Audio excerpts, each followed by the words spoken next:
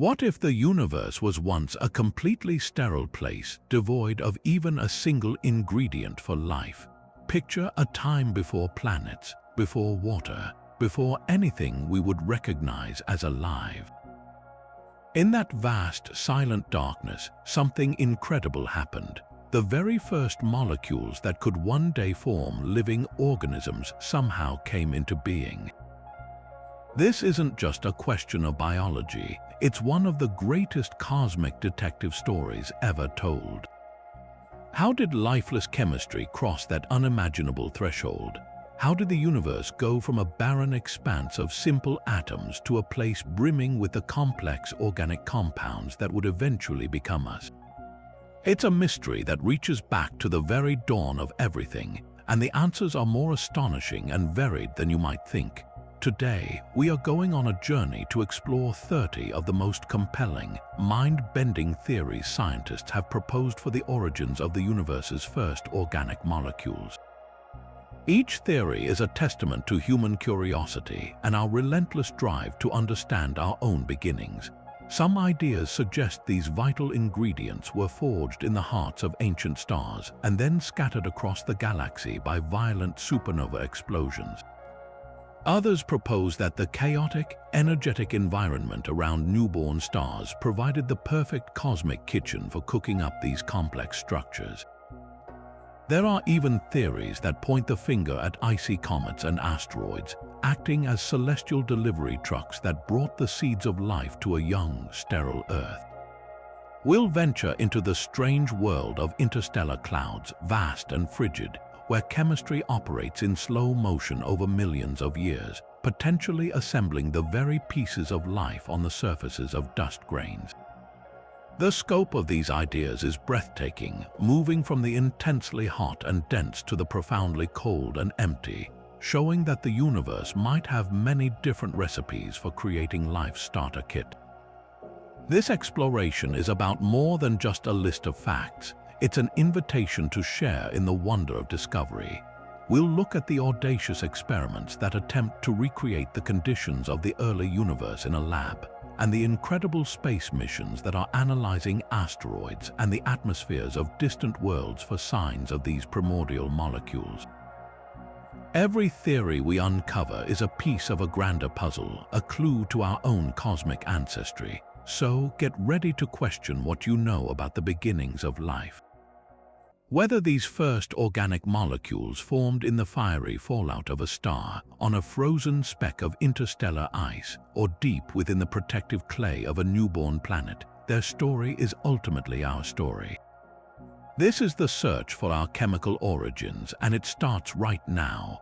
Our journey begins not in the depths of space, but right here on our own planet, with one of the oldest and most enduring ideas about the origin of life's building blocks, the primordial soup theory. Picture the Earth more than 4 billion years ago, a vast and violent world of erupting volcanoes, a roiling ocean, and an atmosphere thick with gases like methane, ammonia, hydrogen, and water vapor. In this chaotic and energetic setting, the theory proposes that these simple ingredients were constantly churned and energized by powerful forces. Lightning bolts, far more frequent than today, crackled through the skies, while intense ultraviolet radiation from the young sun poured onto the planet's surface. The idea is that this relentless energy acted like a spark in a cosmic kitchen, jolting these basic gases and causing them to react with each other in the ancient oceans. Over millions of years, this slow-cooking chemical process could have gradually transformed simple molecules into more complex organic compounds, eventually creating a rich, nutrient-filled soup from which the very first life forms could emerge. This wasn't just a philosophical idea, it was put to the test in a landmark experiment that changed science forever. In the 1950s, a young graduate student named Stanley Miller, working under his advisor Harold Urey, built a now famous apparatus to simulate the conditions of early Earth. He filled one flask with the gases they believed made up the primordial atmosphere, methane, ammonia, and hydrogen, and another with water representing the ancient ocean. He then subjected this mixture to a continuous electrical spark, simulating lightning for just over a week. The results were nothing short of astonishing. The once clear water turned a murky brown and red, and when Miller analyzed it, he found it was teeming with amino acids, the fundamental building blocks of proteins and ultimately life itself. This experiment provided the first tangible evidence that the complex molecules necessary for life could indeed form from simple, non-living ingredients under plausible early Earth conditions. It was a powerful demonstration that the leap from chemistry to biology might not be as vast as we once thought. However, the story of the primordial soup is not without its controversies. The central debate that has emerged in the decades since Miller and Urey's groundbreaking work revolves around the true composition of Earth's early atmosphere. Many scientists now believe our planet's ancient air may have been less rich in methane and ammonia and instead contained a larger proportion of carbon dioxide and nitrogen, gases that are far less reactive. When the Miller-Urey experiment is repeated with this revised atmospheric recipe, the yield of amino acids drops dramatically, casting some doubt on how efficient this process truly was. This doesn't completely invalidate the theory, but it complicates the picture, suggesting that while lightning and UV radiation in certain pockets could have created some organic molecules, they might not have been the sole or even the primary chef in the cosmic kitchen.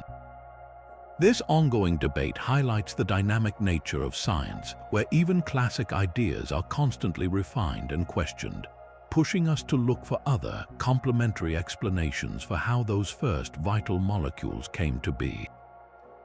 But what if the kitchen wasn't on Earth at all? This brings us to a truly cosmic alternative, the theory of panspermia. This idea flips the script on the primordial soup, proposing that the fundamental ingredients for life, or perhaps even life itself in a very primitive form, did not originate on our planet. Instead, they were imported from elsewhere in the cosmos, hitching a ride on celestial travelers like comets, asteroids, and interstellar dust grains. In this breathtaking scenario, Earth was not the cradle where life's chemistry was invented, but rather the welcoming nursery where pre-formed organic molecules were delivered, ready to jump-start the entire process. It transforms the question from how did life begin on Earth to how did life begin in the universe, a mystery on an entirely different scale. The immediate and obvious challenge to this idea is the sheer hostility of space. The journey through the vacuum is fraught with peril, intense cosmic radiation, extreme temperature swings, and the violent shock of entering a planet's atmosphere. How could any delicate organic molecule possibly survive such an ordeal? The answer lies in nature's own protective packaging, meteorites. Certain types of meteorites, particularly carbonaceous chondrites, are like frozen time capsules from the earliest days of our solar system. Scientists have discovered that many of these space rocks have a complex, almost rubble-like structure. Deep within their fractured interiors, organic compounds could be effectively shielded from the worst of space's radiation. The rock itself acts as a cosmic radiation shelter, and when a large enough meteorite plunges through the atmosphere, its outer layer may burn up and vaporize, but this very process creates a heat shield that protects the cool interior. It's a celestial delivery system where the package is designed to survive re-entry. We don't have to just theorize about this, we have hard physical proof. In 1969, a meteorite broke apart and rained down over the town of Murchison in Australia. The recovery of its fragments provided science with an unprecedented treasure trove. When researchers analyzed the Murchison meteorite, they were stunned to find it was rich in organic material. It contained over 90 different amino acids, including many of the exact same ones used by life on Earth to build proteins. Crucially, some of these amino acids showed a balance of left and right-handed forms that is distinct from biological processes, confirming they were formed in space, not as contamination from our planet. This wasn't an isolated incident either. Subsequent studies of other carbonaceous meteorites have repeatedly found a similar suite of complex organic molecules from nucleobases, the building blocks of DNA and RNA, to sugars. The Murchison meteorite stands as powerful, tangible evidence that the universe is not sterile. It is, in fact, a prolific factory for organic chemistry, and that this material can and does travel between worlds. Panspermia itself branches into several fascinating concepts. The most widely accepted version is called litopanspermia, which is the idea we've just explored, that rocky meteorites can transfer hardy organic molecules from one planetary system to another. A more speculative but thrilling idea is directed panspermia, which suggests that an advanced extraterrestrial civilization could have intentionally seeded lifeless planets with microbial life. While this remains in the realm of science fiction for now, it highlights the profound implications of this theory. The most extreme form, radiopanspermia, proposes that microscopic life, like bacterial spores, could be propelled through space by the radiation pressure of starlight alone, though surviving the intense radiation and timescales of interstellar travel presents immense challenges. Whether it was a deliberate act or a random, natural process, the core idea of panspermia reshapes our cosmic identity. It suggests that we, and every living thing on Earth, may not be solely products of this world, but are deeply connected to a much larger, chemically active universe that was already primed for life long before our planet even finished forming. While the idea of a primordial soup or a celestial delivery service is compelling, some scientists believe we've been looking for the cradle of life in all the wrong places. Instead of the sun-drenched surface or the chaotic atmosphere, they argue we should turn our attention to a realm of perpetual darkness, immense pressure, and surprising chemistry, the deep ocean floor. This leads us to our third theory, which posits that life's first organic molecules were forged in the extraordinary environments of deep-sea hydrothermal vents. Far from being the barren, lifeless deserts we once imagined, these deep-sea oases may have provided the perfect combination of energy, protection, and raw materials to jump-start biochemistry. Imagine descending into the inky blackness of the abyssal plain, where the weight of the entire ocean creates pressures hundreds of times greater than at the surface. Here, along the seams of the Earth's tectonic plates, the planet's inner heat and chemistry burst forth in spectacular displays. The most iconic are the black smokers towering chimneys that belch out superheated, mineral-rich water, blackened with iron and sulfide particles, creating a turbulent, scorching environment that seems utterly inhospitable. Yet, even here, life thrives in the form of specialized tube worms and bacteria. However, for the origin of life's first molecules, many researchers point to a different, more subtle type of vent, the alkaline hydrothermal vent. Unlike their black smoker cousins, these vents are not extremely hot but warm. They form when seawater percolates down into the Earth's rocky mantle, reacts with minerals like olivine, and is heated before rising back up, becoming enriched with hydrogen and other dissolved gases while losing its acidity, becoming alkaline. The magic of these alkaline vents lies not just in their chemistry but in their physical structure.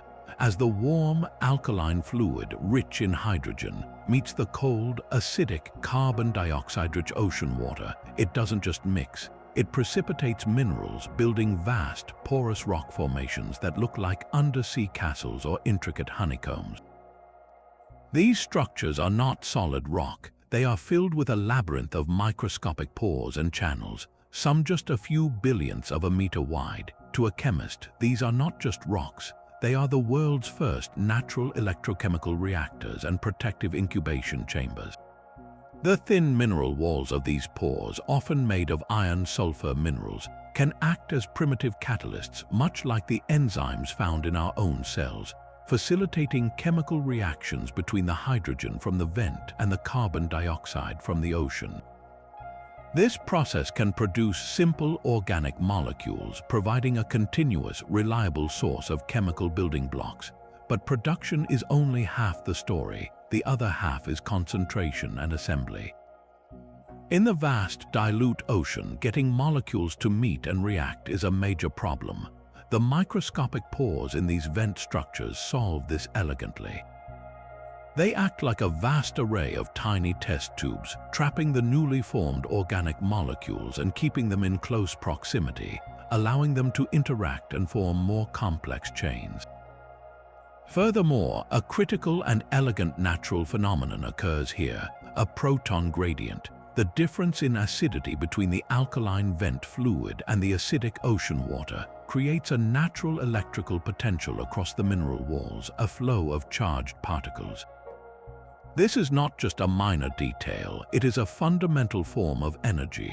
Astonishingly, all living cells today use a nearly identical mechanism, a proton gradient across a membrane to power their metabolism. The vent theory suggests that life didn't have to invent this sophisticated energy harvesting system.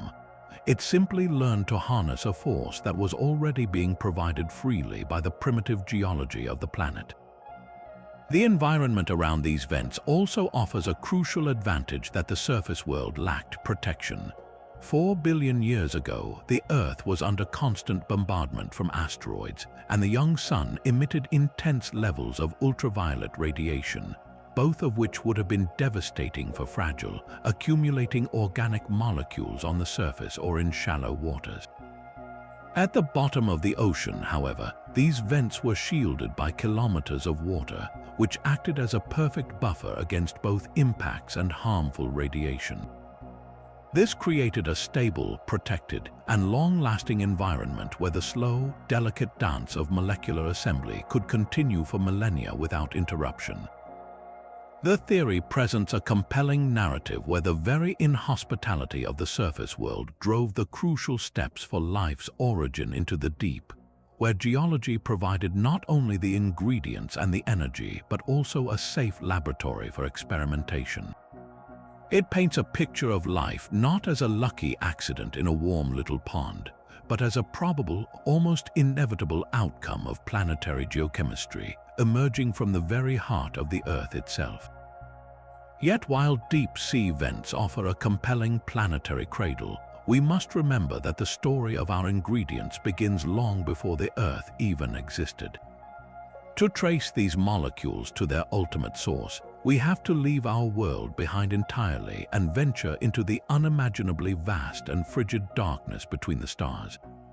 This brings us to our fourth theory, which suggests that the very first organic molecules were actually forged in the cold, diffuse hearts of interstellar clouds and nebulae. Far from being empty voids, these cosmic nurseries are now understood to be immense chemical factories, operating on a scale and under conditions that challenge our very understanding of chemistry. Picture a place like the Orion Nebula, a colossal cloud of gas and dust so large that light takes years to cross it. Within this nebula, temperatures can hover just a few degrees above absolute zero, and the density of material is so incredibly thin that it makes the best vacuum we can create on Earth seem crowded by comparison. In such a cold, sparse environment, you would expect almost nothing to happen chemically. Atoms and simple molecules should just drift past one another, too sluggish and too far apart to react. But nature, as always, has found a way. The secret ingredient that powers this slow-motion chemistry is the intense ultraviolet radiation blasting out from the brilliant, newborn stars beginning to shine within the cloud. This high-energy light acts as a cosmic trigger, breaking molecules apart and creating highly reactive fragments called radicals. These radicals are the key players in building complexity in the void. But they still need a stage on which to meet and interact. That stage is provided by the microscopic dust grains that permeate these clouds, tiny specks of silicate or carbon, smaller than a particle of smoke, that are scattered throughout the gas.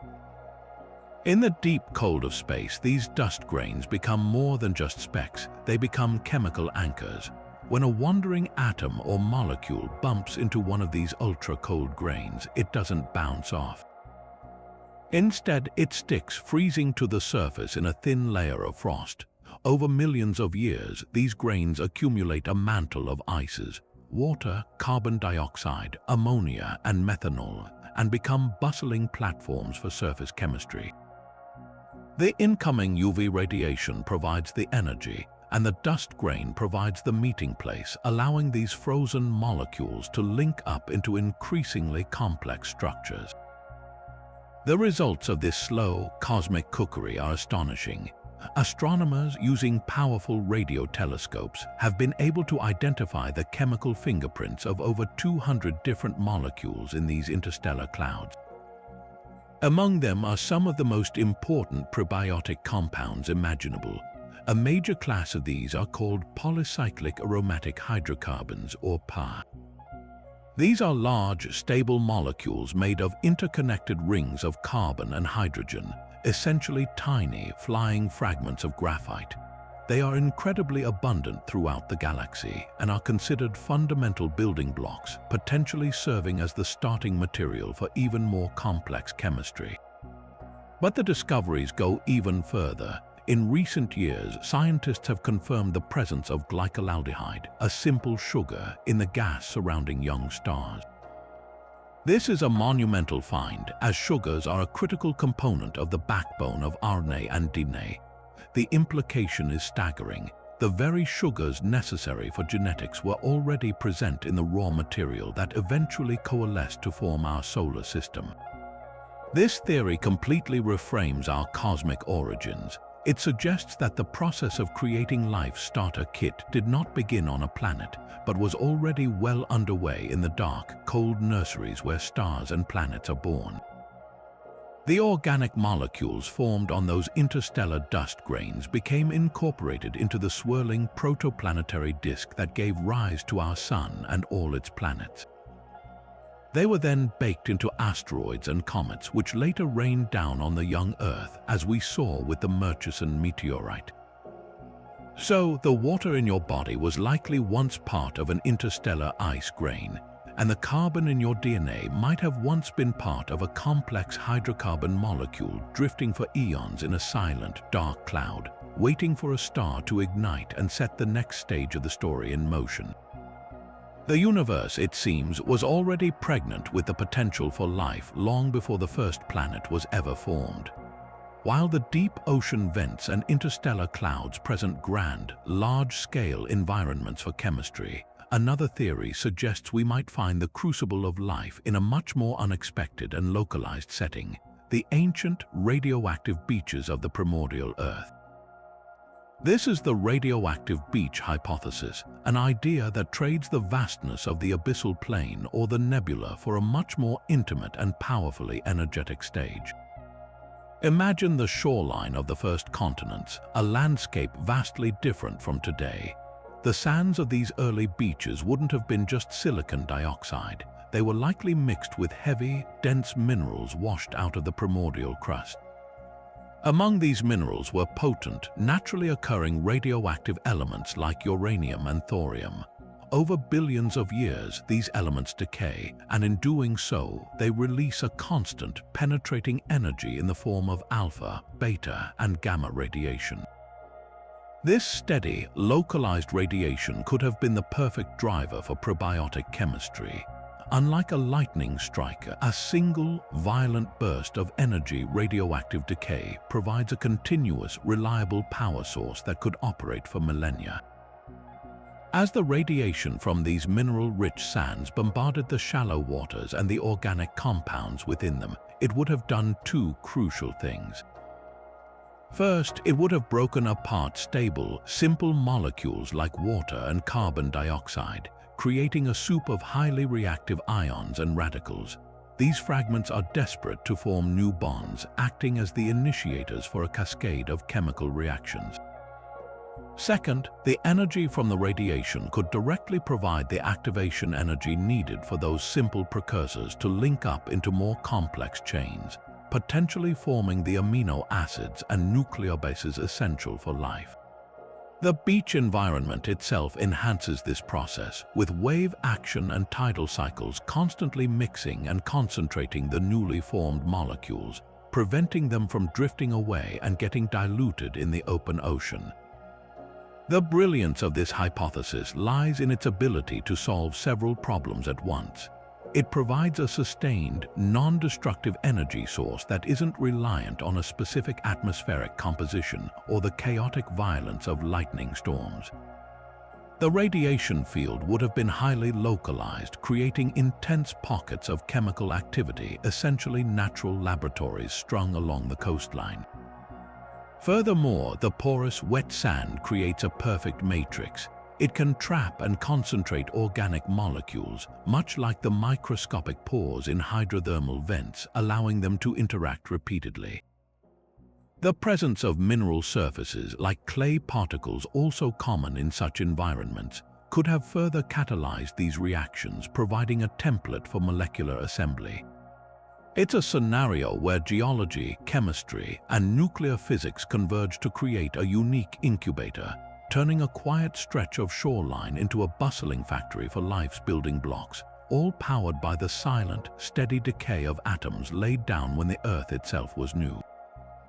Now, let's venture into a realm of truly astronomical energy, where the quiet chemistry of dust grains and warm vents is replaced by the unimaginable violence of subatomic particles screaming across the galaxy.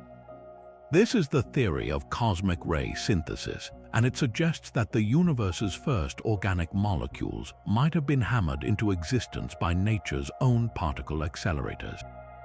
Cosmic rays are not rays of light. They are mostly atomic nuclei, protons, and helium cores that have been accelerated to nearly the speed of light by the most powerful events in the cosmos: supernova explosions, hyperactive black holes, and merging neutron stars. These particles are so energetic that a single one can carry the force of a professionally thrown baseball, all compressed into a subatomic speck. They are a constant, penetrating rain, and they may have provided the crucial spark for life's chemistry in the most unlikely of places. The process works through sheer, raw power. When one of these high-energy bullets slams into a simple molecule, whether it's frozen on a dust grain in an interstellar cloud or floating in a primitive planetary atmosphere, it doesn't just nudge it, it utterly shatters it. The impact blasts the molecule apart into a cloud of highly reactive, charged fragments known as radicals and ions. This chaotic cloud is a chemist's dream, a frenzy of broken bonds and desperate particles all seeking new partners. In the immediate aftermath of the collision, these fragments begin to violently recombine, but they don't just reassemble into what they were before. The tremendous energy of the event allows them to form entirely new, more robust chemical bonds, creating molecules that are more complex and more stable than their predecessors. It's a bit like smashing a pile of simple Lego bricks with a hammer. The pieces don't just lie there, they fly apart and snap together in new, more intricate combinations you might never have built by hand. This mechanism has a distinct advantage over other energy sources like ultraviolet radiation. While UV light can certainly break molecules apart, it can also be destructive, breaking down complex organics just as easily as it creates them. Cosmic rays, however, deposit their energy deep inside a material. In a dense molecular cloud or a thick atmosphere, they can initiate chemical chain reactions in the interior, protected from the destructive surface effects of UV light.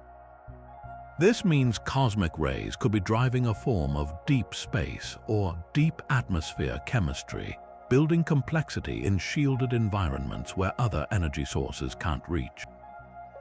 The theory posits that this isn't a rare, one-off event, but a continuous and universal process. Wherever there are clouds of gas and dust, anywhere with a sufficiently dense atmosphere, this relentless particle bombardment is likely churning out a steady, if slow, trickle of organic molecules, making the entire galaxy a potential factory for life's ingredients. We even have some compelling evidence for this from right here in our own solar system. The atmosphere of Saturn's giant moon, Titan, is a thick, hazy soup of nitrogen and methane, perpetually shrouded in an orange glow. Scientists have long known that Titan's atmosphere is buzzing with complex organic chemistry, creating hydrocarbons that rain down on its surface. For years, sunlight was thought to be the primary driver. However, data from the Cassini spacecraft revealed something fascinating. There are layers in Titan's upper atmosphere where the concentration of certain complex molecules is far higher than solar radiation alone can explain. The leading hypothesis is that cosmic rays, penetrating deep into the haze, are providing the extra jolt of energy needed to form these molecules. Titan serves as a massive natural laboratory, demonstrating in real time that cosmic ray-driven synthesis is not just theoretical. It's an active, ongoing process that could be seeding countless worlds with the raw materials for life.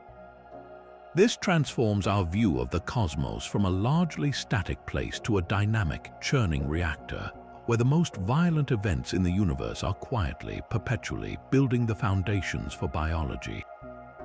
Moving from the high-energy realms of cosmic rays and radioactive beaches, we find ourselves considering a seemingly much humbler stage for life's origin, the quiet, mud-lined pools and sediments of the early Earth.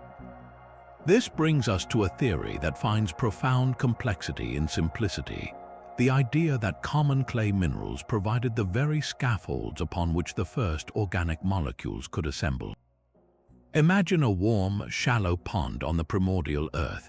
The water isn't crystal clear but murky, filled with fine, suspended particles of clay that have eroded from the surrounding rocks. To the naked eye, it's just mud, but on a molecular level, these tiny clay particles are dynamic, structured worlds bustling with chemical potential. The magic of certain clays, like montmorillonite, lies in their unique, layered crystalline structure. Picture a deck of cards, but where each card is an impossibly thin sheet of minerals, primarily composed of silicon and oxygen. These sheets are stacked on top of one another, but they aren't fused together tightly. Instead, there is a small, regular gap between them, and the surfaces of these sheets carry a subtle electrical charge, usually negative. This structure makes them incredibly active. In a watery environment, they swell, drawing water and positively charged ions into the spaces between their layers. More importantly, they also attract and trap organic molecules. The charged surfaces act like molecular magnets, pulling simple precursors like nucleotides, the individual letters that make up RNA, out of the dilute solution and concentrating them on the clay, bringing them into close proximity they would never achieve just floating freely. This concentration effect solves a major hurdle in probiotic chemistry. In a vast, watery world, getting the right molecules to meet in high enough numbers to react is like trying to organize a party where all the guests are randomly drifting in an ocean. The clay provides the party venue, gathering everyone in one place, but it does far more than just gather guests. It actively encourages them to interact. The catalytic properties of the clay's mineral surfaces can lower the energy required for a chemical bond to form, effectively acting as a matchmaker that facilitates the connection between molecules. In laboratory experiments, scientists have witnessed this process in action. When simple nucleotide building blocks are added to a suspension of montmorillonite clay, the clay doesn't just sit there. It actively helps link them together into long chains, forming RNA-like polymers that can reach 50 units long or more. This is a monumental step, as RNA is widely considered a candidate for the first self-replicating molecule, the potential cornerstone of all life. Beyond just catalysis, the clay may have also served as a template, a physical mold that guided the formation of these early polymers. The regular, repeating structure of the clay's surface could have aligned the nucleotides in a specific order or configuration, promoting the formation of structured chains rather than just random jumbles. This isn't just about making molecules, it's about imposing a rudimentary form of information, a pattern that could be copied and passed on. The clay, in this scenario, acts as a non-biotic predecessor to the sophisticated enzymes that perform these tasks in modern cells. It provides a stable, solid-stage platform where the transition from random chemistry to organized, information-carrying molecular systems could take place, sheltered from the disruptive forces of the outside world. This theory suggests that the very ground beneath our feet, the common clay, might have been the unsung hero of biogenesis, offering a gentle, geologically abundant, and powerfully effective workshop for assembling the first fragile threads of what would eventually become the tapestry of life. While the quiet chemistry of clay offers one pathway, another theory presents a far more dramatic and energetic birthplace, one that connects life's origin directly to the fiery, mineral-rich heart of the planet. This is the iron-sulfur world hypothesis, championed by the German chemist Gunther Wetzsteusser, who proposed a truly radical idea, that life began not in the open water, but as a two-dimensional film of chemical reactions crawling across the surface of shiny, metallic minerals. In this scenario, the very first living system wasn't a cell enclosed in a membrane, but a kind of chemical tapestry woven directly onto a rock, powered by one of the most fundamental and energetic processes in geology. The star of this theory is a common, glittering mineral known as pyrite or fool's gold. Wetzsteusser's brilliant insight was to see pyrite not just as a rock, but as a primordial battery. His theory posits that the first form of metabolism, the process of harnessing energy to build and maintain complexity, was driven by the chemical formation of pyrite itself. The process begins with two simple, abundant ingredients: hydrogen sulfide, which would have been plentiful from volcanic vents, and iron sulfide or ferrous sulfide. When these two compounds come together in the presence of water, they react, forming pyrite and releasing a burst of energy. But this isn't just heat, it's chemical energy in the form of electrons being shuffled around, a process known as redox chemistry. This spontaneous exothermic reaction, Wetzsteusser argued, provided the continuous, reliable power source needed to drive the synthesis of organic molecules from simple carbon sources like carbon dioxide. The surface of the newly formed pyrite crystal is absolutely critical here.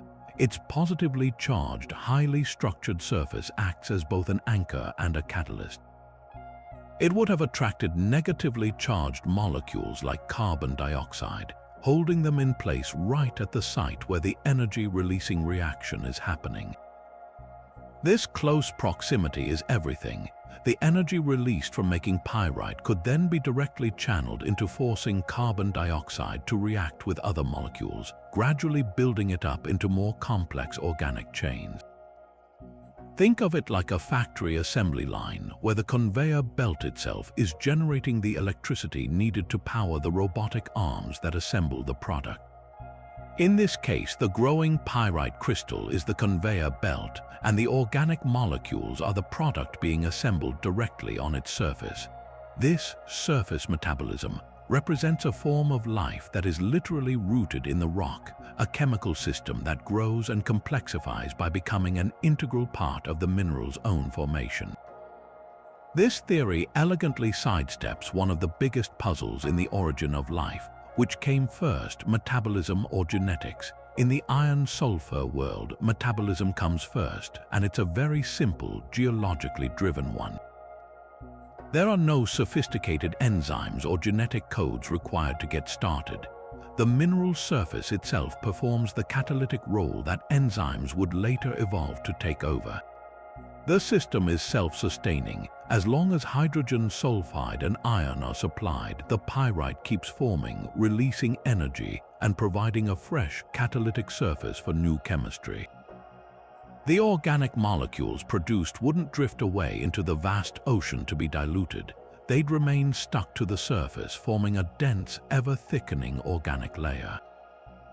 This layer could eventually become a kind of primitive coating, a two-dimensional biofilm where different molecules could interact with high frequency, setting the stage for the eventual emergence of self-replicating molecules like RNA.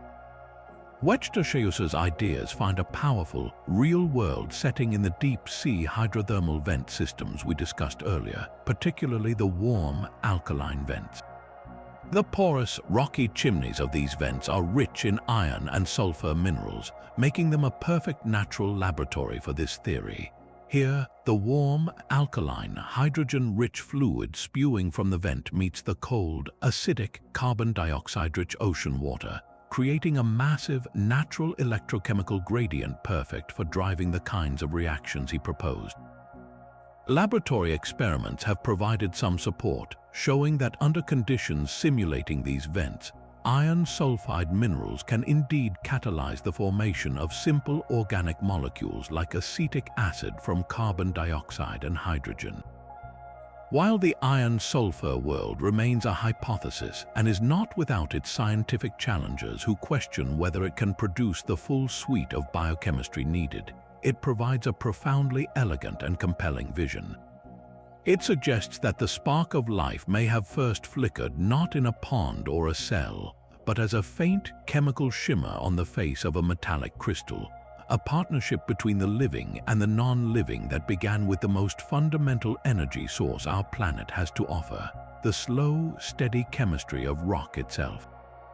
But if life's building blocks can be forged in the deep ocean or on radioactive sands, what about harnessing the most abundant and constant energy source in our solar system, the sun itself? This brings us to a theory that looks skyward, proposing that the very air we breathe, or rather the primordial air of early Earth, was once a colossal chemical reactor.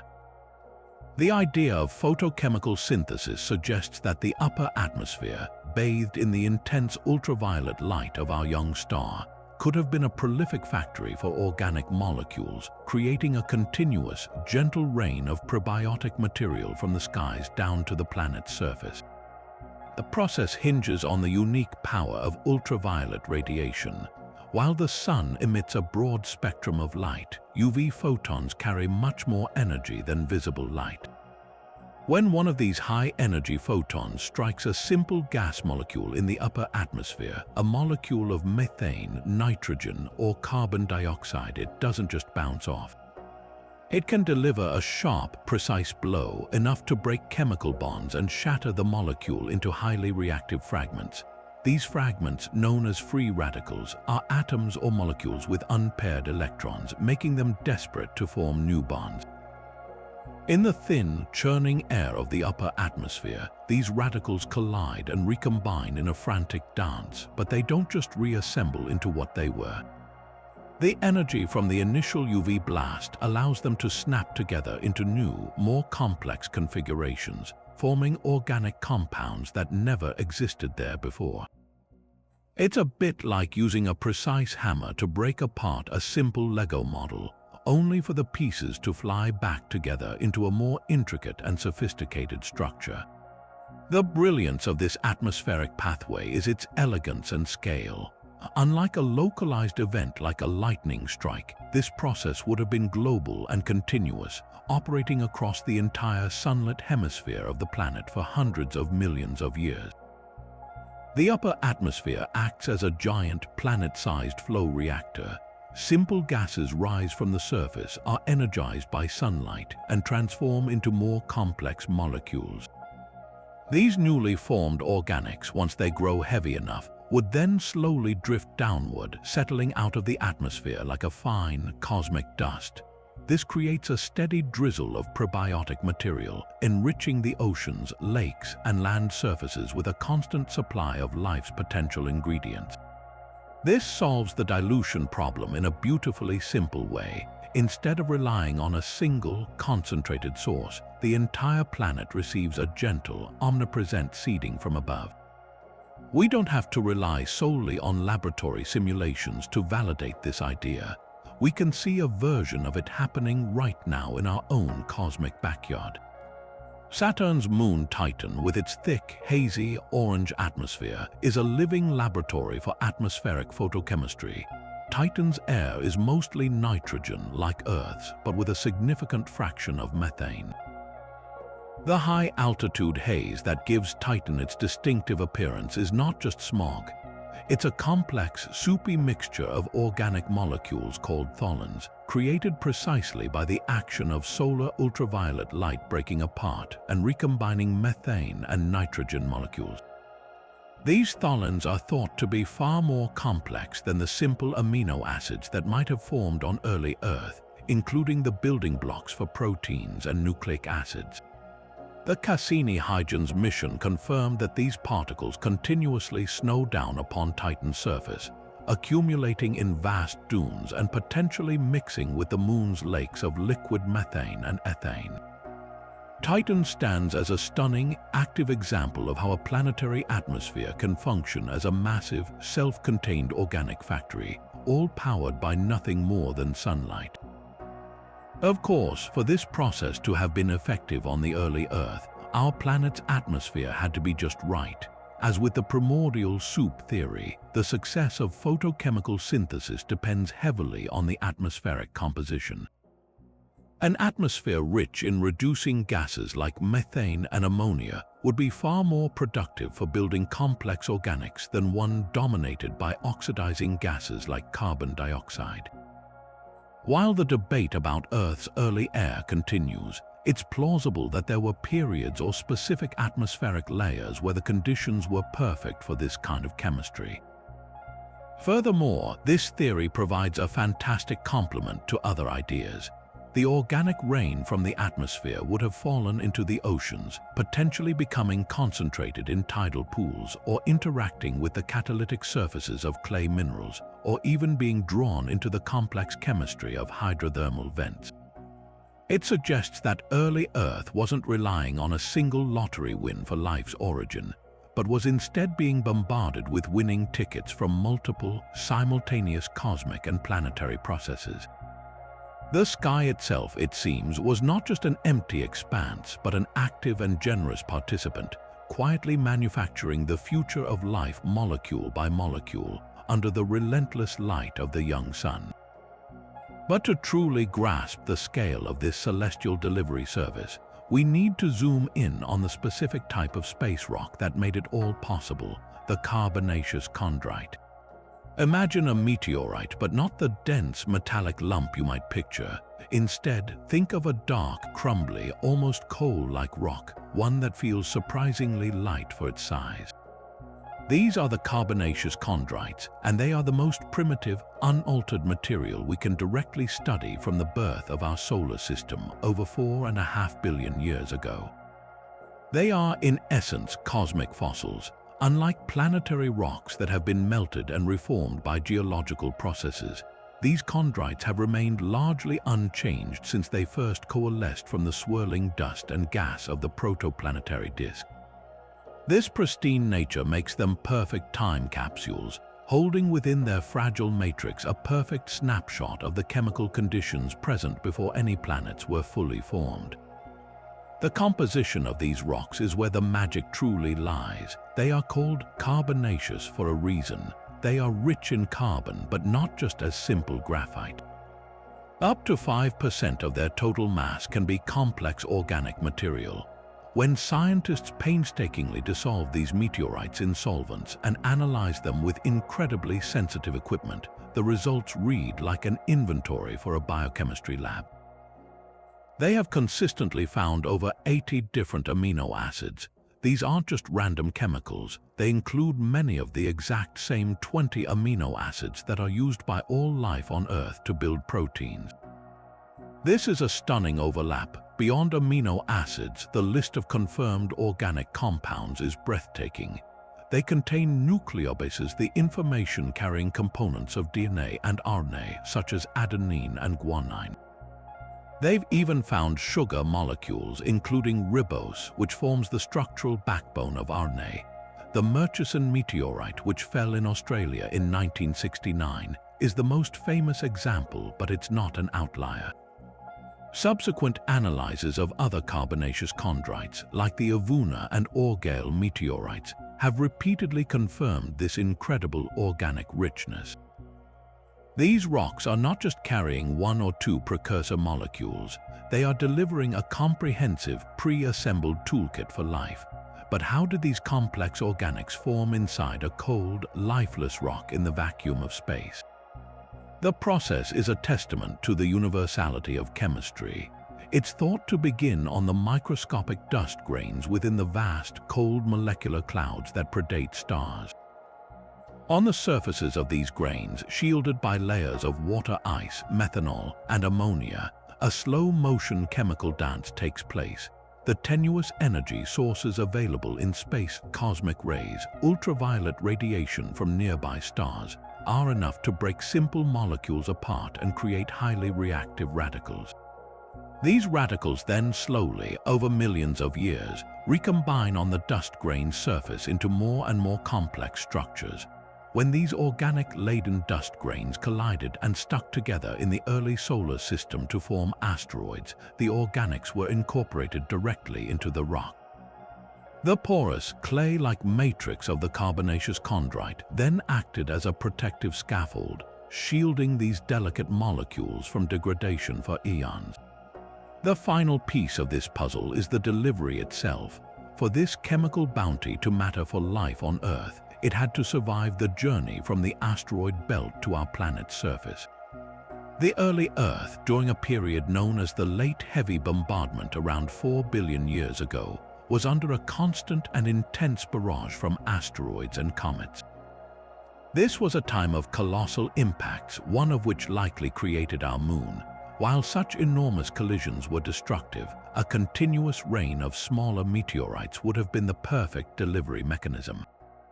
When a carbonaceous chondrite enters the atmosphere, its fragile, crumbly nature actually works in its favor. The outer layer ablates or burns away, creating a protective heat shield that allows the interior to remain relatively cool, preserving the fragile organic molecules within. It's a perfectly designed natural system. The rock's fragility ensures it doesn't hit the ground with the force of a solid metal asteroid, and its porous structure protects its precious cargo from the heat of re-entry. The result was a steady, planet-wide fertilization, with these meteorites seeding the oceans, lakes, and land with a pre-made stockpile of life's essential ingredients. This theory suggests that the foundation for biology on Earth was not just a local invention, but was, at least in part, a gift from the cosmos, delivered by the most humble of messengers, dark, crumbly rocks from the dawn of the solar system. However, to truly understand the quiet, persistent chemistry of the void, we must venture into one of the most extreme environments imaginable, the vast, frigid expanses of cold molecular clouds. This theory asks us to reconsider everything we know about chemical reactions, because within these dark nebulae, chemistry operates not with heat and pressure, but with an almost unimaginable patience, building complexity one slow encounter at a time in a deep freeze. Picture a region of space so cold that temperatures hover just a few degrees above absolute zero, the point where all molecular motion nearly stops. In this profound chill, the thin gas of the cloud is so diffused that a volume of space the size of Earth might hold only a few kilograms of material. Under such conditions, conventional chemistry textbooks would tell you that nothing should happen. Atoms and molecules are too sluggish and too far apart to ever find each other and react. But the universe, it turns out, has a secret recipe for these seemingly barren places, and the key ingredient is the humble interstellar dust grain. These dust grains are microscopic specks, smaller than a wavelength of light, primarily made of silicates or carbon. They are the soot of the cosmos, formed in the atmospheres of dying stars and scattered across the galaxy. In the deep cold of a molecular cloud, these tiny particles become much more than inert specks. They transform into the central hubs for an entire chemical network. The process begins with a wandering atom or molecule, perhaps a hydrogen atom or a molecule of carbon monoxide, drifting aimlessly for centuries. When it finally bumps into one of these ultra-cold dust grains, something remarkable happens. It doesn't bounce off. Instead, it loses its tiny amount of kinetic energy to the grain and simply sticks, freezing instantly to the surface in a process called adsorption. Over millions of years, this slow accumulation builds up a thick, frozen mantle of ice's layers of water, carbon dioxide, ammonia, and methanol frost coating each tiny grain. These icy mantles are not just passive layers, they are bustling chemical laboratories in miniature. But for chemistry to occur, you need energy to break and form bonds. In this freezing darkness, that energy doesn't come from heat, but from two powerful cosmic sources: The first is the relentless bombardment of cosmic rays, those high-energy atomic nuclei streaking through the galaxy. When one slams into a dust grain, it can deposit a significant amount of energy, breaking molecules apart within the ice and creating highly reactive radicals. The second, and perhaps more important source, is the faint but pervasive ultraviolet radiation from distant stars. This UV light can penetrate deep into the cloud, and when a photon strikes a molecule in the ice mantle, it can break it apart with surgical precision. This creates a chaotic soup of broken pieces, carbon atoms missing partners, oxygen atoms with free bonds, and hydrogen atoms desperate to attach to anything. Trapped together in the rigid matrix of the ice, these reactive fragments have nowhere to go. They are held in close proximity, a captive audience on a frozen stage, and they slowly, over eons, tunnel and drift toward one another to form new, more stable bonds. This slow-motion chemical dance is responsible for creating some of the most complex molecules ever observed in space. Astronomers using radio telescopes have detected the spectral signatures of over 200 different molecules in these clouds. The process, known as surface-mediated chemistry, can build molecules far too complex to form in the gas phase. For instance, simple hydrogen atoms hopping across the icy surface can sequentially add to carbon monoxide, eventually forming formaldehyde and then the simple sugar glycolaldehyde. Even more impressively, this process is thought to create large, robust molecules like polycyclic aromatic hydrocarbons and complex organics such as ethyl formate, which gives raspberries their smell and is found in space. The incredible slowness of the process is its greatest strength. A reaction that would take seconds in a warm lab might require 1,000,000 years in a molecular cloud, but these clouds have lifetimes of tens of millions of years, providing all the time needed for complexity to emerge. This demonstrates that life's precursor molecules aren't necessarily forged in violent, hot events alone. They can also be patiently and methodically assembled in the deepest cold the universe has to offer, proving that the potential for life is woven into the very fabric of the cosmos, even in its most silent and frozen corners. Now, let's shift our focus to the raw, untamed power of the early Earth's geology, a setting where the planet itself seems to breathe, and where the intense energy beneath our feet may have cooked up life's earliest ingredients. This brings us to the theory that volcanic and geothermal environments acted as natural chemical engines, transforming simple gases into a rich array of organic molecules. Picture the primordial Earth not as a tranquil blue marble, but as a world alive with fiery spectacle. Volcanoes pierced the sky, spewing ash and lava, while the ground itself steamed with fumaroles and hot springs, creating a dynamic, mineral-rich landscape charged with chemical potential. These environments were far more than just dramatic backdrops. They were bustling, open-air laboratories where geology and chemistry converged in a spectacular display. The real magic of these settings lies in their incredible diversity of energy sources and raw materials. Unlike a single spark of lightning or a beam of ultraviolet light, a volcanic field provides a whole suite of powerful drivers for chemical reactions all at once. First, there is the immense thermal energy. The heat from magma chambers below and from boiling water at the surface can dramatically accelerate reaction rates, providing the kinetic push needed for molecules to collide and rearrange. Then there are the rich and varied gas emissions. Volcanoes and fumaroles release a complex cocktail of gases: carbon dioxide, hydrogen sulfide, ammonia, methane, and water vapor, all of which are fundamental ingredients for building organic compounds. As these hot gases rise and mix, they encounter a stunning variety of mineral surfaces in the surrounding rock and soil. Minerals like olivine, pyrite, and various clays, freshly exposed or newly formed from the cooling lava, possess catalytic properties. Their crystalline structures can act as templates, attracting specific molecules and holding them in place. effectively lowering the energy required for them to link together into more complex chains like amino acids or even the ring structures of nuclear bases.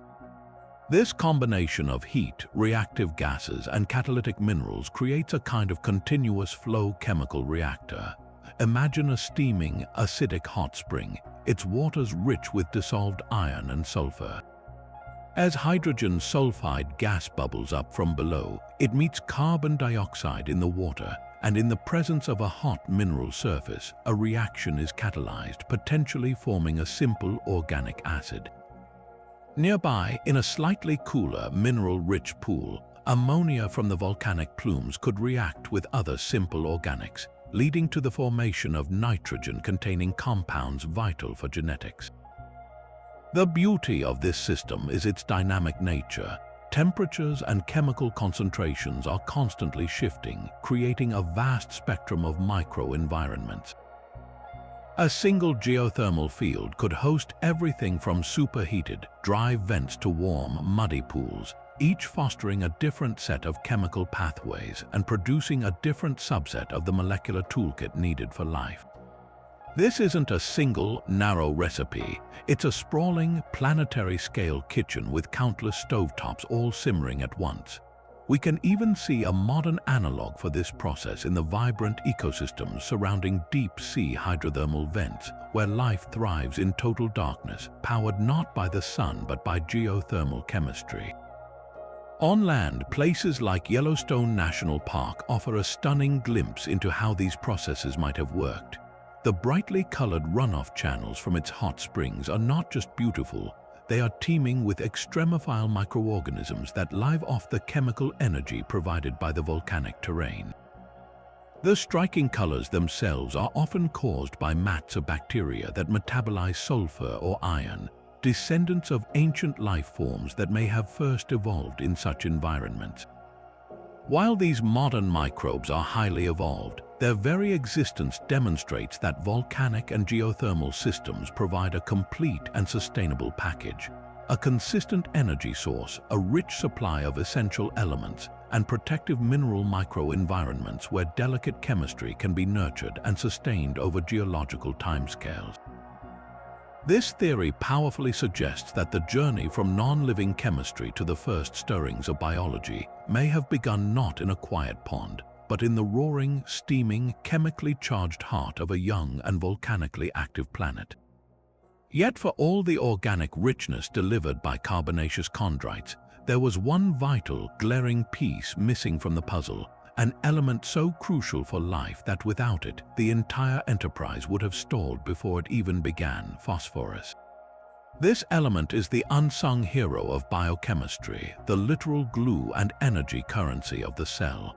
It forms the backbone of the DNA double helix, linking each nucleotide into a long, stable chain. It's a central component of ATP, the molecule every living organism uses to store and transfer energy. It's in the phospholipids that make up every cell membrane, creating the protective barrier that separates life from non-life. But here lies the problem. On the early Earth, phosphorus was almost certainly locked away in a form that was utterly useless for biology. The most common phosphorus-containing mineral on our planet is apatite, a tough, crystalline rock that is notoriously insoluble in water. For any probiotic chemistry to incorporate phosphorus into its growing repertoire of molecules, it would have needed to find a way to wrench this element free from its rocky prison, a process that is incredibly slow and inefficient under normal conditions. This presents a major bottleneck, a critical gap between having the organic building blocks and actually assembling them into the dynamic, energy-managing systems that characterize life. The solution to this stubborn problem may have fallen from the sky, not in the form of a crumbly carbonaceous chondrite, but in a different, much denser kind of space rock, the iron meteorite. While these metallic chunks are famous for their high iron and nickel content, they often contain small, speck-like inclusions of a mineral that is extraordinarily rare on Earth but absolutely pivotal for this theory: schreibersite. This iron-nickel phosphide mineral is the key that unlocks the phosphorus puzzle, unlike the stubbornly insoluble apatite, schreibersite is highly reactive, especially in the presence of water. When a meteorite containing schreibersite landed in a warm, shallow pond or a tidal pool on the early Earth, a remarkable transformation would have begun. As water seeped into the meteorite's fractures and reached the schreibersite inclusions, a corrosion process would start, slowly leaching phosphorus out of the mineral and into the water. But this wasn't just releasing simple phosphate. The reaction was creating a whole suite of more reactive phosphorus compounds, including phosphite and hypophosphite. This distinction is everything. The phosphorus released from schreibersite is in a chemically reduced state, meaning it has more electrons available for bonding compared to the phosphate found in apatite. This reduced phosphorus is far more eager to form bonds with carbon, the fundamental element of organic chemistry. In laboratory experiments designed to simulate these early Earth conditions, when schreibersite is placed in water and exposed to simple organic precursors, it doesn't just sit there. It actively facilitates the formation of phosphorus-containing biomolecules. Scientists have watched as this meteoritic mineral helps generate phosphonate compounds, which have a direct carbon-phosphorus bond, and even more excitingly, the phosphate groups that can link together to form the backbone of rudimentary RNA strands. It acts as a geochemical catalyst, providing not just the raw ingredient, but also the chemical encouragement to weave that ingredient into the fabric of prebiotic molecules. The iron and nickel within the schreibersite itself seem to enhance these catalytic properties, making the entire process surprisingly efficient.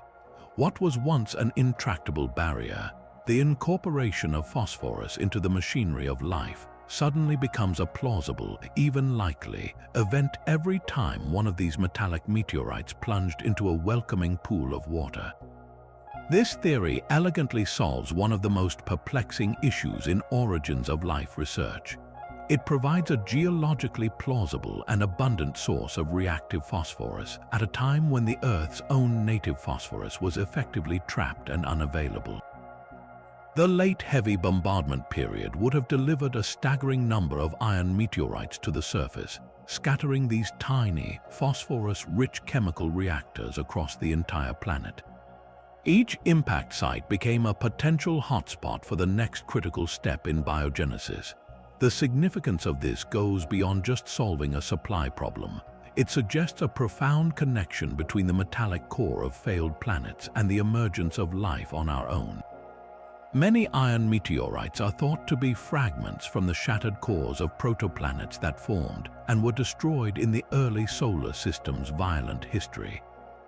In a very real sense, the phosphorus that now courses through your veins, holding your DNA together and powering your every thought, may have once been part of the metallic heart of another world, a cosmic gift delivered by fire and ice that allowed life on Earth to finally click into place. Just when it seems we've covered every possible environment for creating life's building blocks, from the deep sea to the depths of space, we encounter one of the most paradoxical ideas of all, that the very same celestial violence which could wipe a planet clean of life might also have been the hammer that forged its essential ingredients in the first place. This is the theory of shock synthesis, and it asks us to consider the immense transformative power of asteroid and comet impacts. We often think of these events as purely destructive, and on a global scale, they certainly can be. An impact large enough to create a crater hundreds of miles across would release enough energy to vaporize oceans and melt the crust, effectively sterilizing the planet. But the early Earth was not just hit by a few planet killers. It was under a constant peppering rain of smaller objects, from pebble-sized meteorites to asteroids a few miles across. It is within the fleeting, unimaginably intense conditions of these smaller, more frequent impacts that a creative potential emerges. The magic of shock synthesis lies in the physics of a shock wave. When an object traveling at tens of thousands of miles per hour slams into the atmosphere and then the ground, it doesn't just push the air and rock aside. It compresses them almost instantaneously. This creates a rapidly expanding wall of ultra-high pressure and temperature that moves faster than the speed of sound, a supersonic shockwave that radically alters any material in its path.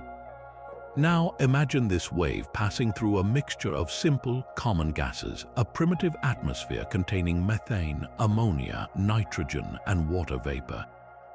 Under normal conditions, these molecules are relatively stable and inert, but subjected to the sudden, crushing pressure and searing heat of a shockwave, temperatures can momentarily spike to several thousand degrees. Their stable configurations are violently ripped apart. Chemical bonds shatter, creating a dense, chaotic plasma of atoms, ions, and highly reactive molecular fragments. Then, in the immediate aftermath, as the shockwave passes and the pressure and temperature plummet back to normal, something remarkable happens. This superheated, fragmented soup doesn't just cool back into its original ingredients. In that frantic microsecond of recombination, the shattered pieces collide and snap together into entirely new and more stable arrangements.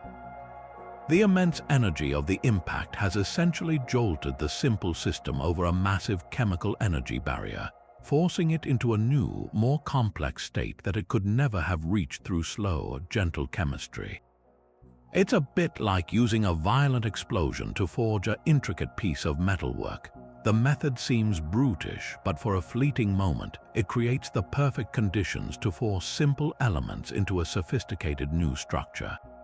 In this case, the metalwork is a suite of organic molecules, including amino acids and nucleobases, created in the blink of an eye from the most basic atmospheric gases. We don't have to rely on theory alone to see this process in action. In the late 1950s, a young researcher named Joan Oro conducted a famous experiment that perfectly demonstrated this principle.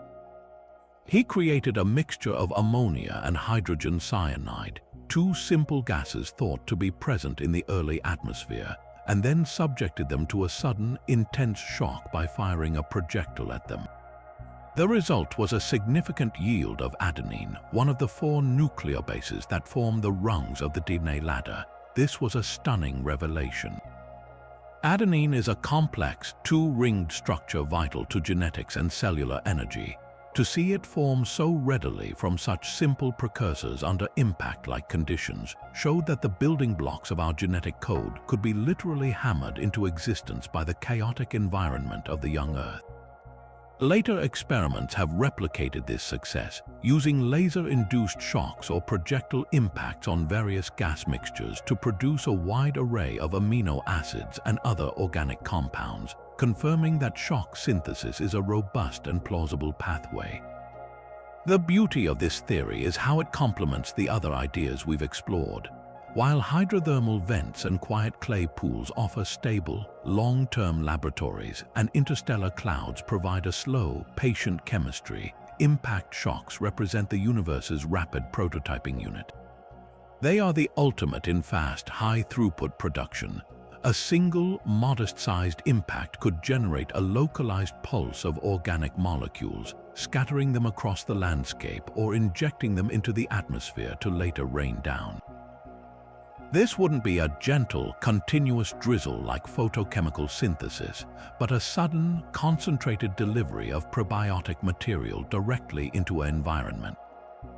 Furthermore, the impact site itself, once it cools, becomes a uniquely interesting place. The crater would form a new basin, potentially filling with water to become a lake, and its fractured, mineral-rich floor would provide fresh catalytic surfaces. The impact would have delivered not only organics but also heat and a jumble of different minerals, creating a complex, nutrient-rich haven where the next steps toward life could begin. So, in a profound twist of cosmic irony, the same terrifying fire from the heavens that threatened to sterilize the young Earth may have also been the very spark that lit the fuse of life, proving that creation and destruction are often two sides of the same cosmic coin. This brings us to a truly elegant alternative that challenges the very idea that genetics had to come first. What if the initial spark of life wasn't a molecule carrying information, but a simple, physical structure that could create order from chaos.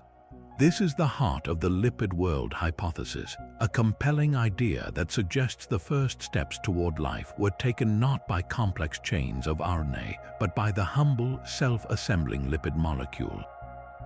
In this scenario, the pioneers weren't scribes writing a genetic code. They were architects building the very first homes, creating tiny, protective bubbles that could set the stage for everything that followed. To understand the power of this idea, we have to look at the innate property of certain molecules like fatty acids and phospholipids, which have a split personality. One end of the molecule is hydrophilic, meaning it's attracted to water, while the other end is hydrophobic, repelled by it. In a watery environment like the primordial ocean, these molecules don't just float around randomly. They spontaneously organize, arranging themselves into orderly structures to hide their hydrophobic tails from the water. The most stable and important of these structures is the bilayer, a double-layered sheet that curls in on itself to form a sealed sphere, a vesicle. This isn't a difficult, energy-intensive process. It's as natural and inevitable as oil-forming droplets in vinegar. The moment the concentration of these lipids in a tidal pool or a hydrothermal vent pore reached a critical threshold, countless microscopic vesicles would have simply popped into existence, creating the universe's first private spaces.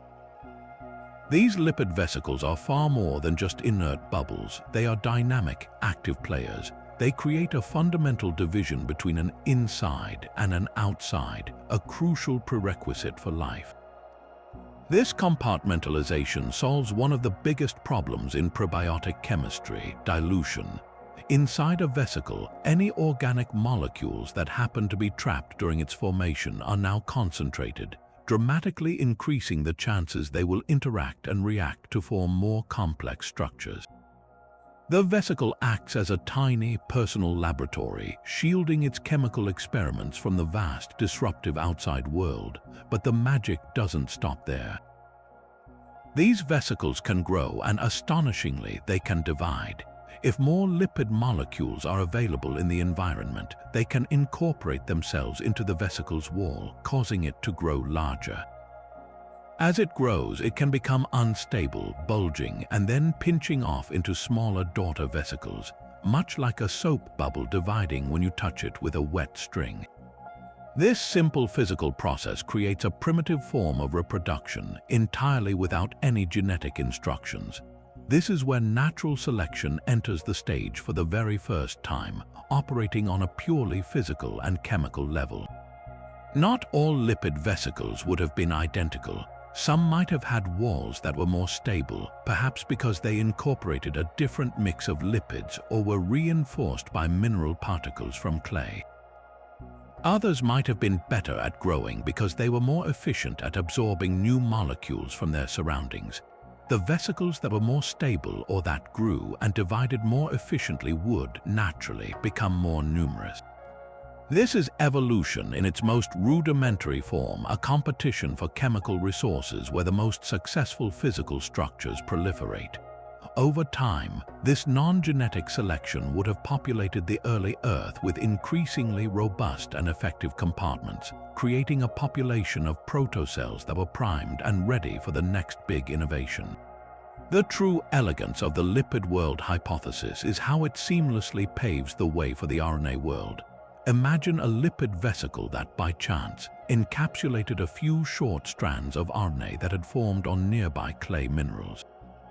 Suddenly, that RNA is protected. It's not diluted away, and it's in a confined space with other molecules that could serve as its building blocks. The vesicle provides the stable, concentrated environment RNA would need to start acting as a catalyst or even beginning the process of self-replication. The lipids and the genetic molecules wouldn't be competitors, they would be partners from the very beginning. The lipids provided the house, and RNA eventually became the tenant who learned how to run the household and make copies of itself. This partnership resolves the chicken and egg problem of which came first, metabolism or genetics, by suggesting that the container, The simple physical cell came first, creating the sheltered space where both could eventually emerge and merge, launching the grand adventure of life on Earth. Yet the story of cold chemistry isn't confined to the vast, anonymous clouds between stars.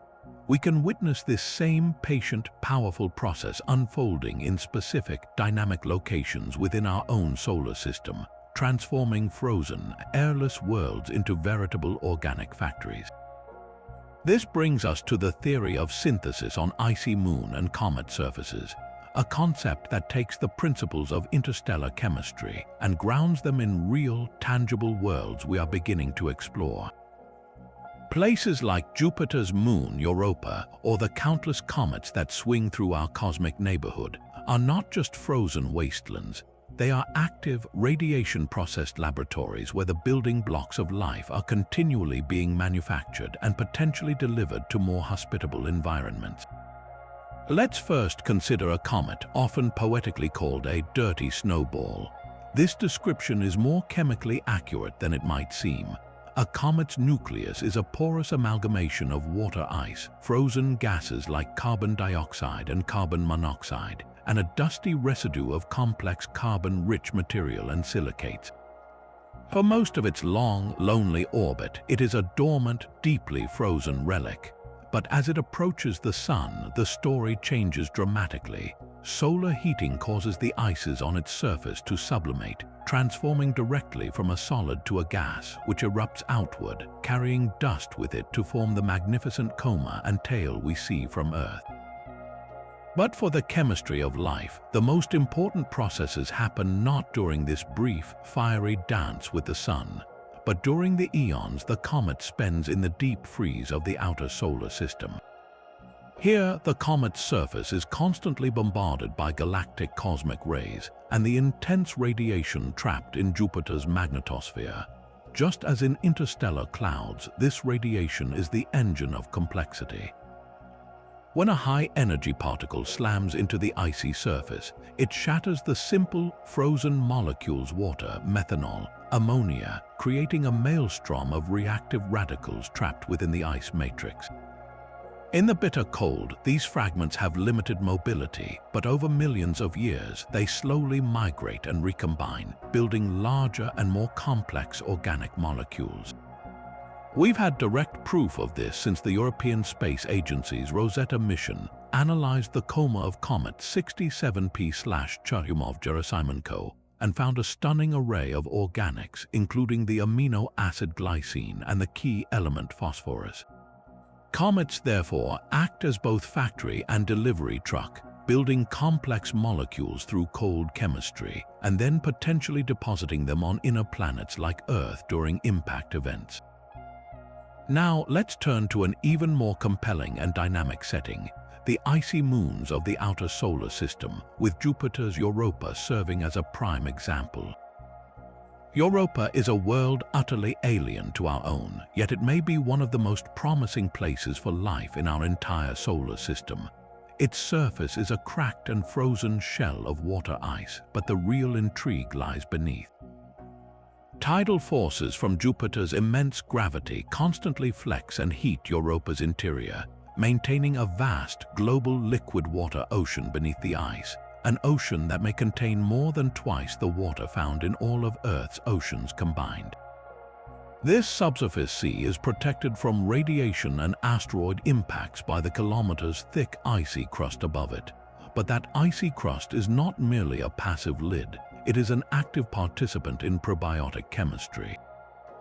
Europa's surface is continuously bombarded by intense radiation from Jupiter's powerful magnetosphere, a constant rain of energetic particles that would be instantly lethal to any known life form.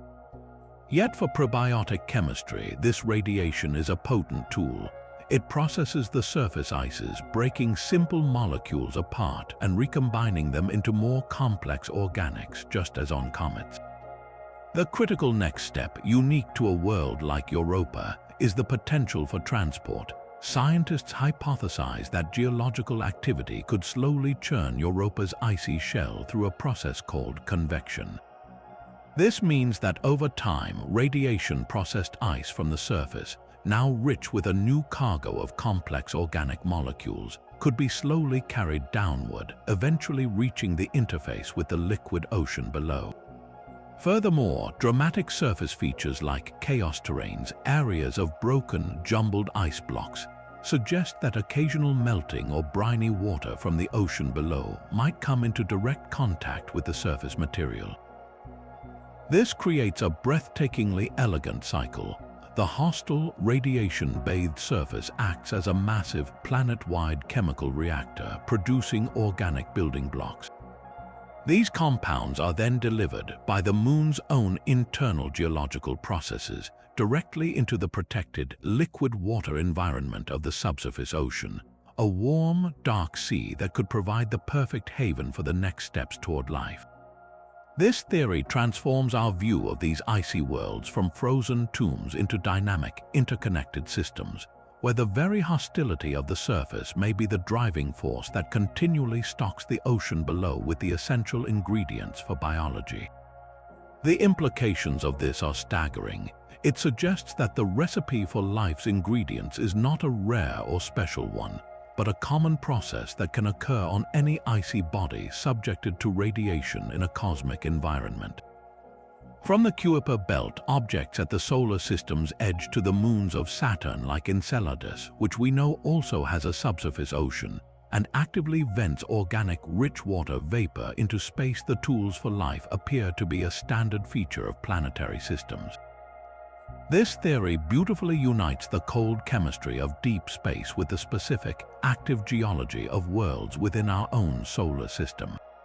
It proposes that the journey from simple ices to complex organics is a routine, ongoing process, and that the delivery of these molecules to watery environments isn't a one-time event that happened only on early Earth, but a continuous cycle that could be happening right now, in the dark, cold reaches of our own cosmic backyard, on worlds that may be waiting to reveal the next chapter.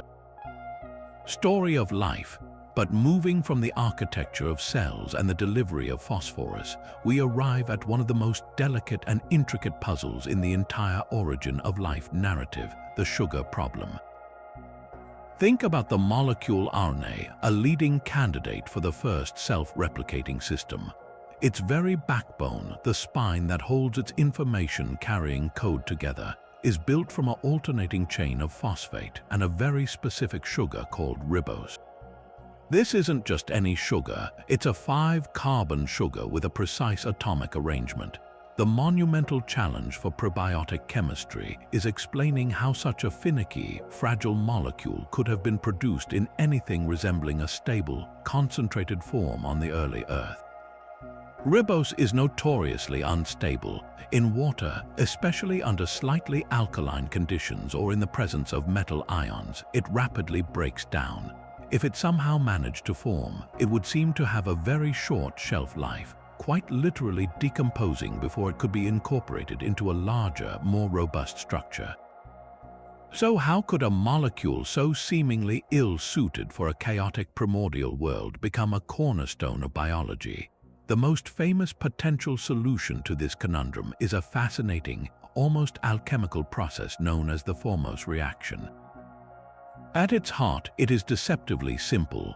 The reaction starts with formaldehyde, a very basic molecule that astronomers have detected in interstellar clouds, and that would have been readily available on early Earth through atmospheric photochemistry or asteroid delivery.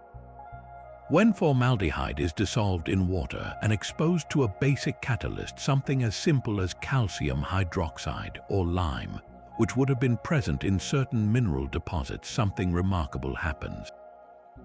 It doesn't just sit there. The molecules begin to link up, polymerizing in a complex cascade of reactions.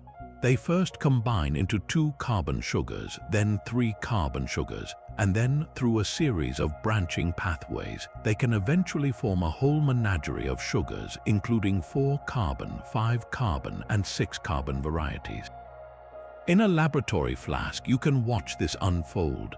A clear solution of formaldehyde will, over hours or days, turn a yellowish-brown and become a complex mixture containing, among other things, ribose. It seems like a perfect one-stop shop for creating the sugars of life from the simplest of cosmic ingredients. However, the foremost reaction is less of a precise bakery and more of a chaotic, unregulated candy factory that produces every conceivable type of sweetener all at once.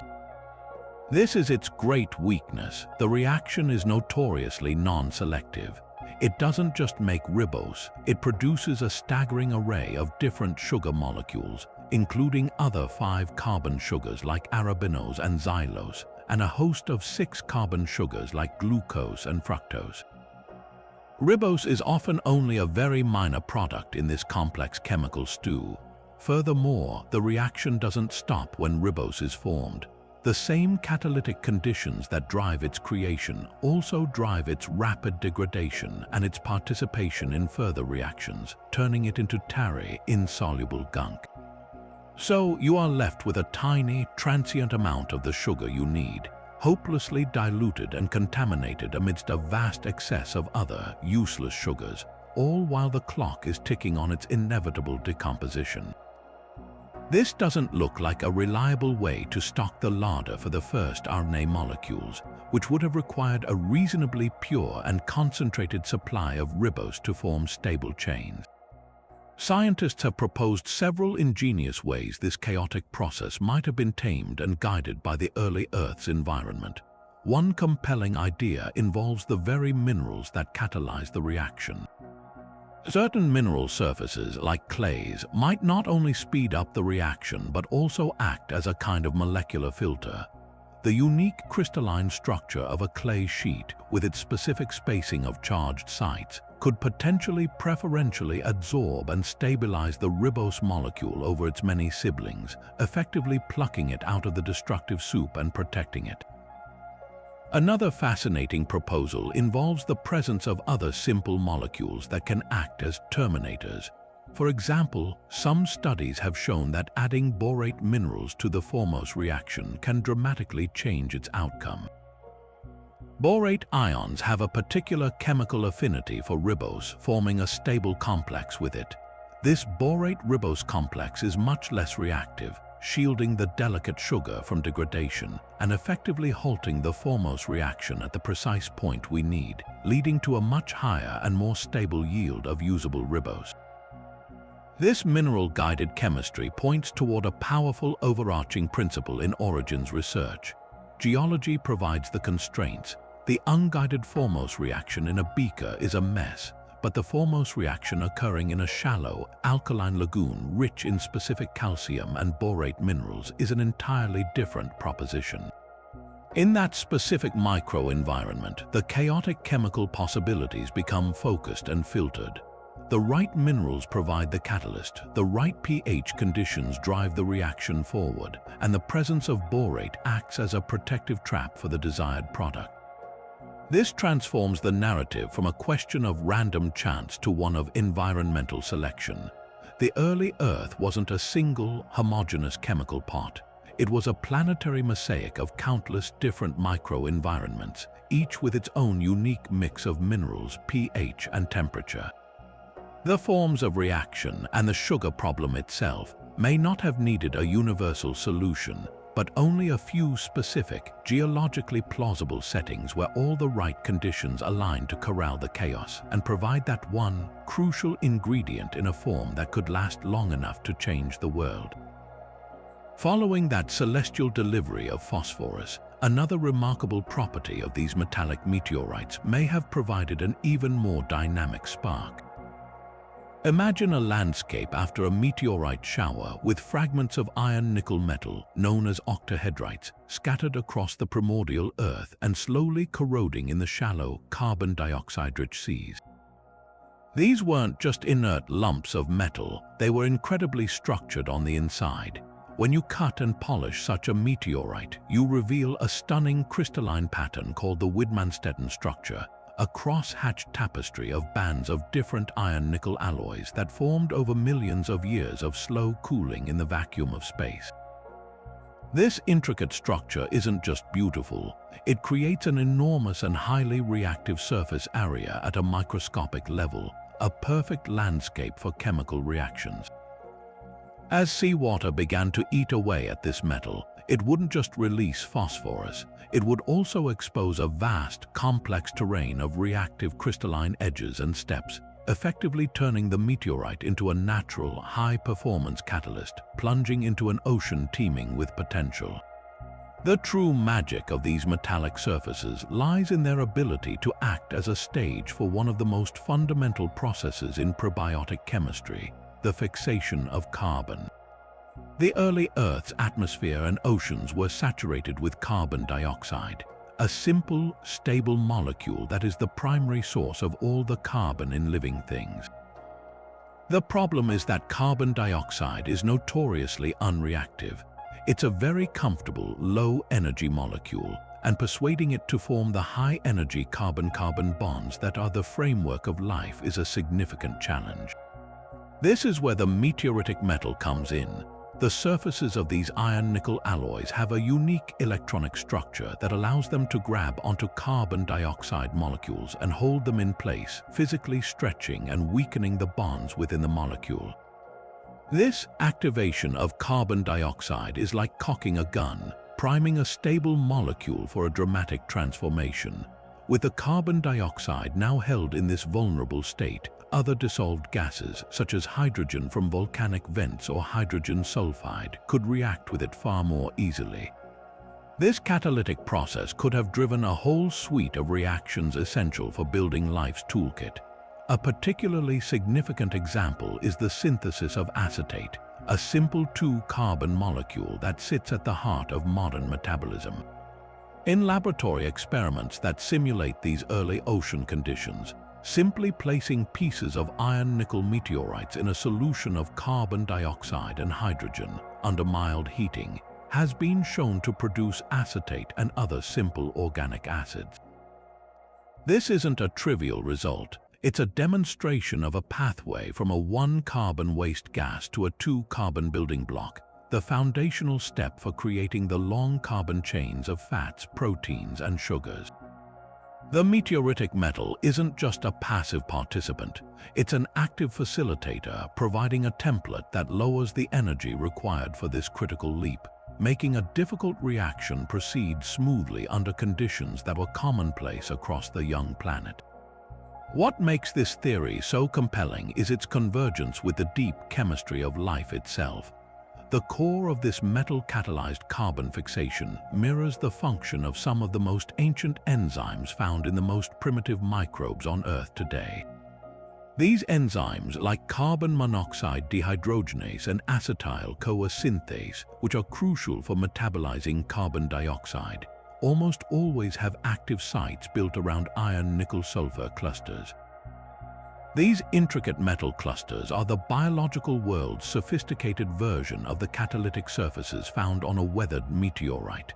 The striking similarity is hard to ignore. It suggests that life, once it got started, didn't have to invent this complex metal-based chemistry from scratch. Instead, it may have simply found a way to mimic and miniaturize a process that was already occurring efficiently on the surfaces of metallic rocks that had fallen from the sky, evolving biological enzymes to take over a job that geology had already perfected. This idea of meteoritic metal catalysis paints a profoundly interconnected picture of our origins.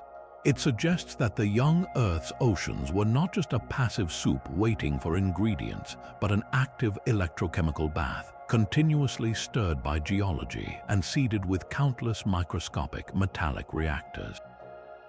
Each fallen meteorite became a local hub of chemical innovation, its surface buzzing with activity, churning out organic molecules that would enrich the surrounding water. This process provides a powerful bridge between the delivery of pre-formed organics from space and the synthesis of new ones on Earth. It wasn't just about the complex molecules the meteorites brought with them. It was about the incredible catalytic potential of the metals themselves, a potential that could transform the simple, abundant resources of the primitive planet into the rich chemical diversity needed for life to emerge. In this view, the iron-nickel hearts of ancient asteroids did more than just deliver phosphorus. They provided the very workbenches upon which the first chapters of our chemical story could be written. But what if the very first stirrings of life weren't about copying a molecule at all, but about something far more fundamental, the relentless, rhythmic flow of energy? This brings us to a profound shift in perspective known as the protonatabolism first hypothesis. Instead of searching for a primordial gene, this theory suggests that life began not as an information carrier, but as a self-sustaining chemical whirlpool, a dynamic dance of reactions that learned to harness and channel the planet's innate energy long before anything could be called a replicator. Imagine a system where the goal wasn't to make a copy of itself, but simply to persist, to keep the whirlpool spinning by continuously drawing energy from its surroundings and using it to build ever greater complexity. This is a world where metabolism reigns supreme. The most compelling stage for this theory is once again the remarkable environment of alkaline hydrothermal vents. But here, we're not just looking at them as a source of ingredients, we're viewing them as a complete, ready-made power grid. Recall the intricate, porous chimneys formed as the warm, alkaline fluid from the vent meets the cold, acidic ocean water. This isn't just a mixing zone, it's a natural battery. The difference in proton concentration, the pH gradient between the two fluids, creates a steady, pervasive electrical potential, a gentle but persistent push of protons trying to flow from the acidic ocean into the alkaline vent fluid.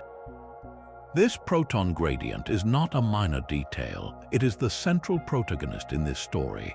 All living cells today, without exception, use this exact same trick, maintaining a proton gradient across their membranes to power their lives. The vent theory's most elegant proposition is that life didn't invent this system. It simply stumbled upon it and found a way to plug in. Within the labyrinth of microscopic pores in these vent structures, this natural proton gradient could have driven a primitive, geochemically fueled version of metabolism. The mineral walls, rich in iron and sulfur, acted as the first catalysts. Imagine hydrogen gas bubbling up from the Earth's mantle, reacting with carbon dioxide dissolved in the ocean water. The energy from the proton gradient, coupled with the catalytic power of the iron-sulfur minerals, could have provided the push needed to force these simple molecules to react, creating more complex, carbon-based molecules like formate or acetate. These newly minted organics wouldn't just float away, they'd be trapped in the pores, creating a locally rich chemical environment. Crucially, some of the energy released by these initial reactions could then be used to fuel other reactions, creating a cascade, a network of interconnected chemical processes where the product of one reaction becomes the starting material for the next. This isn't a random soup, it's a primitive, geologically hosted reaction cycle, a proto-metabolism that sustains itself by consuming the chemical disequilibrium provided by the planet itself. This idea was powerfully championed by the chemist Gunther Wechtersheuser with his iron-sulfur world hypothesis, which we touched on earlier, but its implications for a metabolism-first world are staggering. He envisioned life beginning as a two-dimensional film of chemical reactions spreading across the surface of pyrite.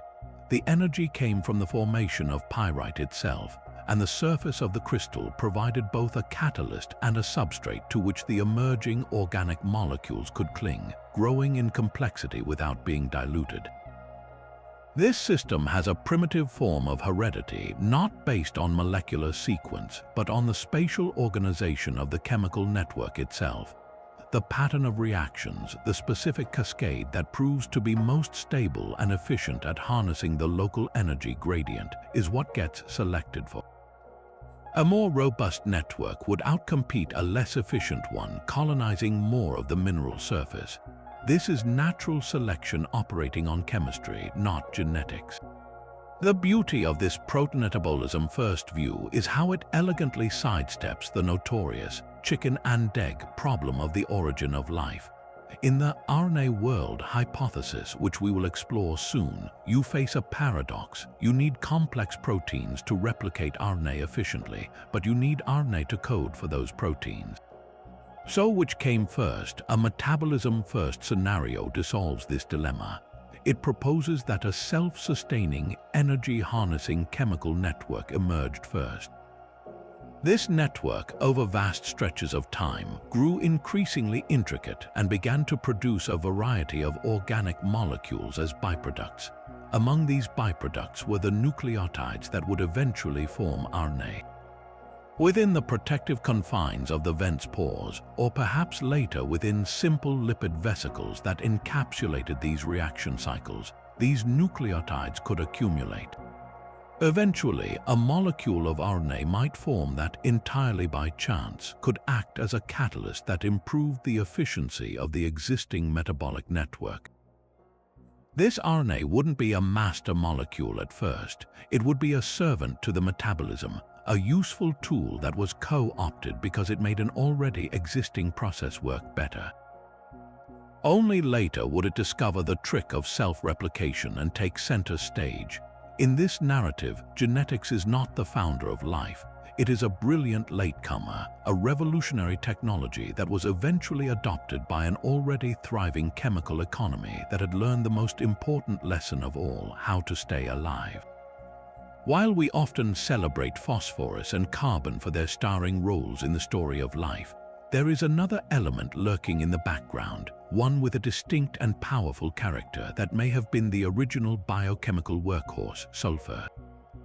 To understand its potential, we need to shift our perspective from the clean, orderly chemistry of textbooks to the pungent, reactive, and dynamic world of early Earth, a world that likely smelled strongly of rotten eggs.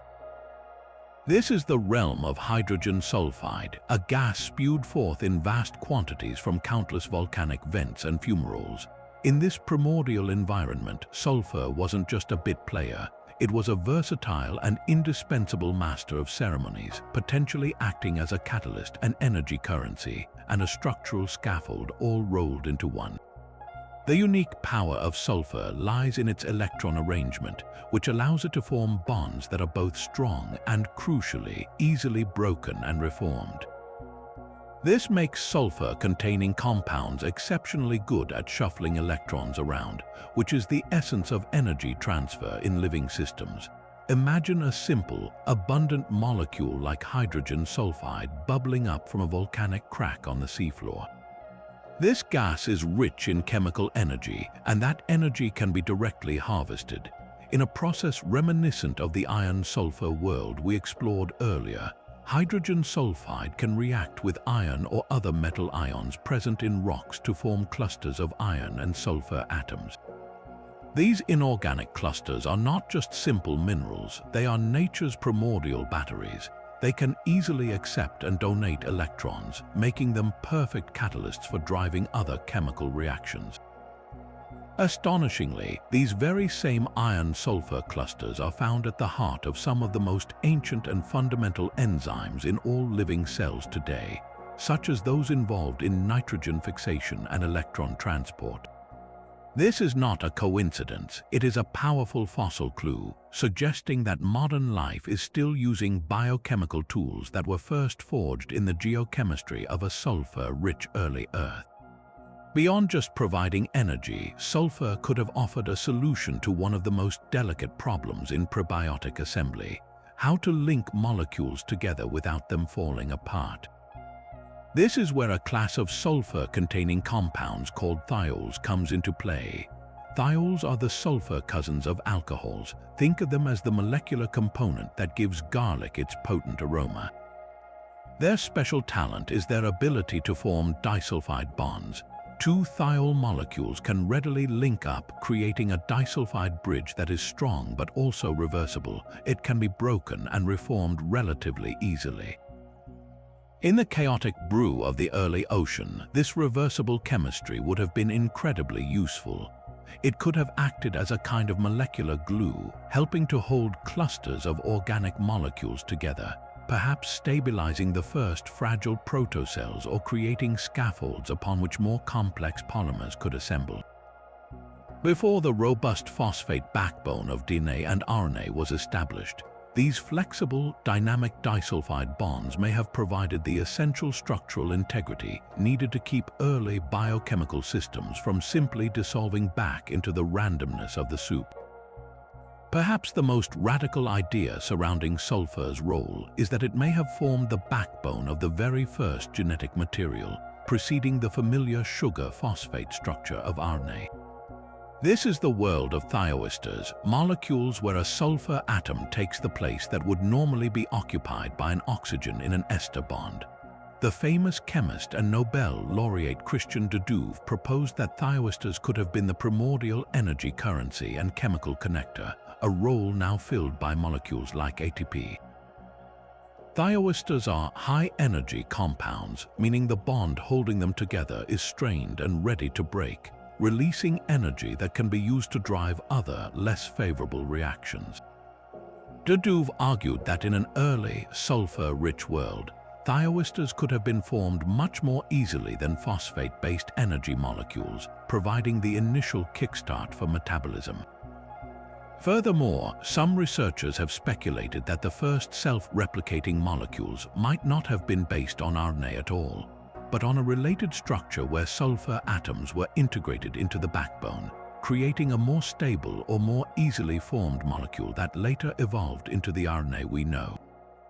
While this remains speculative, it highlights a profound possibility that the entire elegant system of life we see today, with its phosphate-based genetics and energy economy, may be an evolutionary refinement of a cruder, more robust and sulfur-based original prototype.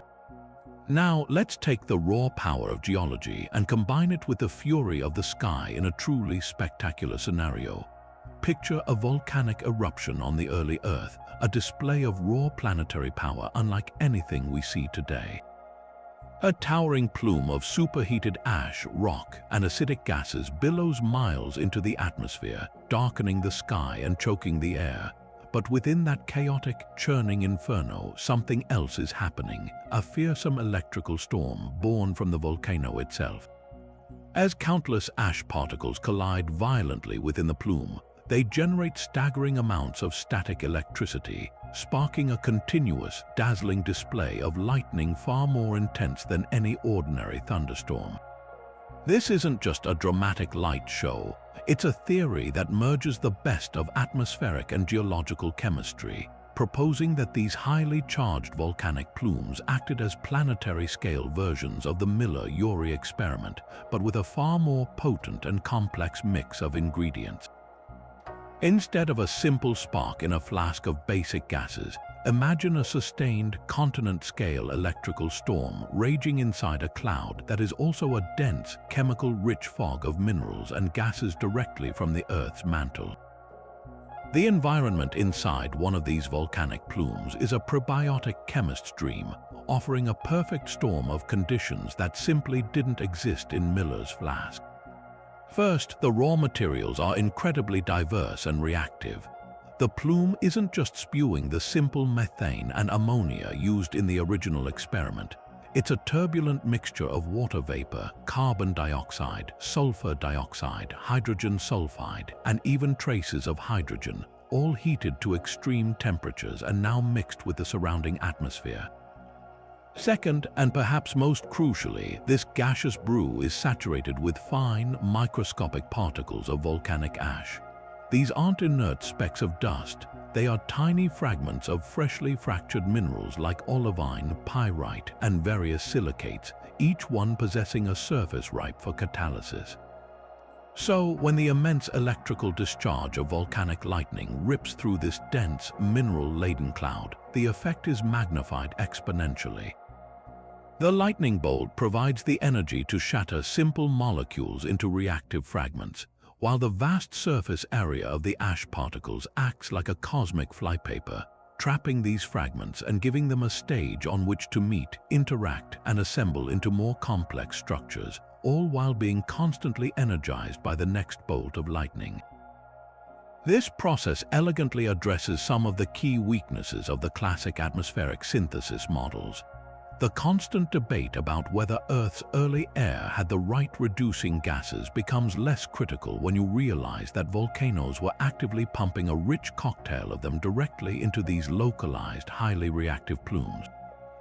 It didn't matter what the global atmosphere was like. Inside the eruption column, the conditions were perfect. Furthermore, the mineral ash solves the problem of concentration. In a vast, open atmosphere, newly formed organic molecules would drift apart and be lost. But in this charged, dusty fog, they would stick to the ash particles, becoming concentrated and protected, allowing for further reactions to build even greater complexity layer by layer. Finally, the sheer scale and frequency of this process make it a compelling candidate. The early Earth was a world of intense and widespread volcanic activity. This means that these colossal chemical reactors were likely firing off continuously all across the globe, creating a persistent, planet-wide drizzle of organic enriched ash that would have settled into the oceans and onto the land, seeding the planet with a rich and varied supply of life's potential ingredients. Yet for all the elegance of metabolism-first scenarios and the promise of lipid compartments, there remains a theory so pivotal that it has become the central pillar of modern origins of life research. This is the RNA World hypothesis, a profound and compelling idea that suggests the first true spark of life was not a whirlpool of chemical reactions or a simple protective bubble, but a single, miraculous molecule that could do it all. Imagine a substance that could act as both a library, storing the instructions for its own structure, and a librarian, actively carrying out the work of making copies. This is the dual genius of RNA, or ribonucleic acid. The RNA world proposes that before there was DNA to hold the blueprint of life or sophisticated proteins to execute its functions, the entire biological world was run by RNA alone. It was the original master molecule, the pioneer that set the stage for everything that followed.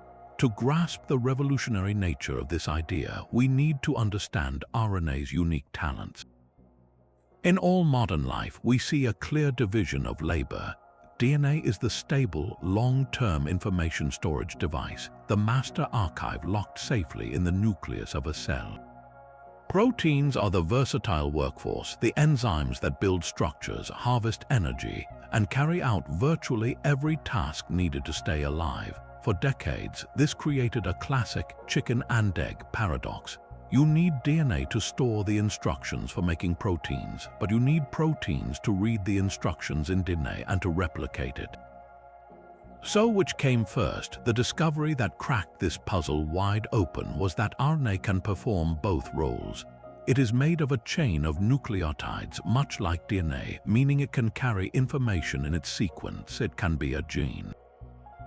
But in a stunning twist, certain RNA molecules can also fold up into intricate three-dimensional shapes and act as catalysts, speeding up chemical reactions just like protein-based enzymes. These catalytic RNA molecules are called ribozymes. This dual identity makes RNA the only known molecule that could potentially break the deadlock, acting as both the first gene and the first enzyme, a self-contained system that could, in theory, copy itself. The evidence for this ancient RNA-dominated world is etched into the very machinery of every cell on Earth today. The most fundamental and universal process, the decoding of genetic information to build proteins, is performed by a magnificent molecular machine called the ribosome. And at the very heart of the ribosome, at the active site where the critical chemical bond is forged to link amino acids into a protein chain, we do not find a protein enzyme. We find a ribozyme. The catalytic core of this most essential of all life's processes is made of RNA. This is a breathtaking molecular fossil. It strongly suggests that the ribosome is a relic from a time before proteins existed, a time when RNA had to catalyze all the important reactions itself. This isn't the only clue. The energy currency that powers our cells, ATP, has an adenosine unit, a component that is also a building block of RNA. many of the most central cofactors and vitamins that assist enzymes are also based on ribonucleotides. These are not coincidences, they are the scattered ruins of a lost biochemical civilization, all pointing back to a foundational era when RNA was the principal molecule of life. However, proposing that a self-replicating RNA molecule was the first life form creates one of the most daunting challenges in all of science, the problem of spontaneous emergence. An RNA molecule capable of any meaningful self-copying would need to be at least a few dozen nucleotides long. But how could such a specific, complex chain possibly assemble itself from scratch on the early Earth? The obstacles are staggering. First, you need to create the individual building blocks, the nucleotides themselves. Each nucleotide is a complex structure comprising a sugar, a phosphate group, and a nitrogenous base. As we've seen, making the sugar ribose is problematic enough. It's unstable and hard to produce selectively. Then you have to attach that sugar to a specific base and then link that unit to a phosphate, all in the correct configuration. Getting all three components to form and then join together in the right way, in water without the help of modern enzymes, seems almost implausibly difficult. Even if you somehow had a rich soup of all the correct activated nucleotides, the next hurdle is just as high, getting them to link up into a chain. In water, the reaction that forms the bond between nucleotides is thermodynamically unfavorable. It actually requires energy input and releases a water molecule. In a vast, watery ocean, the reaction is constantly pushed in the wrong direction, toward breaking chains apart, not building them up. This is the polymerization problem, and it's a major reason why many scientists believe that life needed a protected, non-aqueous environment to get started, like the microscopic pores of hydrothermal vents or the surfaces of clay minerals that could provide both a scaffold and a catalyst. Despite these monumental challenges, research into the RNA world has yielded astonishing breakthroughs that keep the hypothesis alive and vibrant. Scientists have used a powerful technique called in vitro evolution to create ribozymes in the lab that can perform functions once thought to be the exclusive domain of proteins. We now have ribozymes that can catalyze the formation of chemical bonds, and crucially, we have even developed ribozymes that can copy other RNA sequences, albeit inefficiently and with many errors. These are not self-replicating molecules in the full sense, but they are a stunning proof of principle. They demonstrate that the catalytic potential of RNA is vast and that with the right selective pressure, RNA can evolve to perform incredibly complex tasks. This work suggests that the first replicators didn't have to be perfect or even very efficient. They just had to be good enough to make crude, error-prone copies of themselves. In fact, those errors, those mutations, would have been the raw material for the very first steps of evolution, allowing these primitive RNA molecules to explore different sequences and functions, slowly honing their skills over millions of years. The path from a short, clumsy ribozyme to a sophisticated replicator is long and fraught with difficulty, but these laboratory successes show that the individual steps along that path are not impossible. They paint a picture of a molecule of immense potential, waiting for the right combination of geological and chemical circumstances to unleash a revolution that would eventually lead to the breathtaking complexity of the world we see today. But the grand vision of an RNA world, for all its elegance, runs headlong into one of the most stubborn and intricate problems in all of origins of life research: the sheer, daunting complexity of its own building blocks. We are not talking about simple amino acids here, which the Miller-Urey experiment showed could form with relative ease. We are talking about nucleotides, and each one is a miniature masterpiece of chemical engineering. A single RNA nucleotide is a three-part assembly: a nitrogenous base which acts as the information-carrying letter, a 5-carbon sugar called ribose which forms the backbone, and a phosphate group which links everything together. The monumental challenge is that each of these three components is difficult to form on its own. and joining them together in the correct, specific way under messy prebiotic conditions seems almost implausibly difficult. It's like expecting the pieces of a sophisticated watch to not only spontaneously forge themselves from raw metal, but also to then self-assemble into a functioning timepiece, all while submerged in a turbulent ocean. Let's start with the sugar, ribose. As we touched on earlier with the Formose reaction, this 5-carbon sugar is notoriously finicky. The Formose reaction can indeed produce a menagerie of sugars from simple formaldehyde, but it is the definition of an unregulated process. It creates a chaotic mixture of different sugar molecules, 4-carbon, 5-carbon, 6-carbon, and more, with ribose being just one among many, and often not even a major product. But the problem runs deeper than just poor yield. Ribose is chemically fragile. In water, especially under slightly alkaline conditions or in the presence of common metal ions, it rapidly decomposes. Its half-life, the time it takes for half of a sample to break down, is geologically insignificant, perhaps only a few years or decades under plausible early Earth conditions. This creates a devastating supply problem. How could a slow, clumsy prebiotic process accumulate a stable, concentrated pool of ribose when the molecule itself seems determined to fall apart almost as fast as it can be made? It's like trying to fill a bucket with a hole in the bottom. You need a continuous and incredibly efficient production line just to maintain a tiny, usable amount. Then we have the nucleobases, the A, U, G, and C that form the alphabet of RNA. Their synthesis presents a different but equally profound set of puzzles.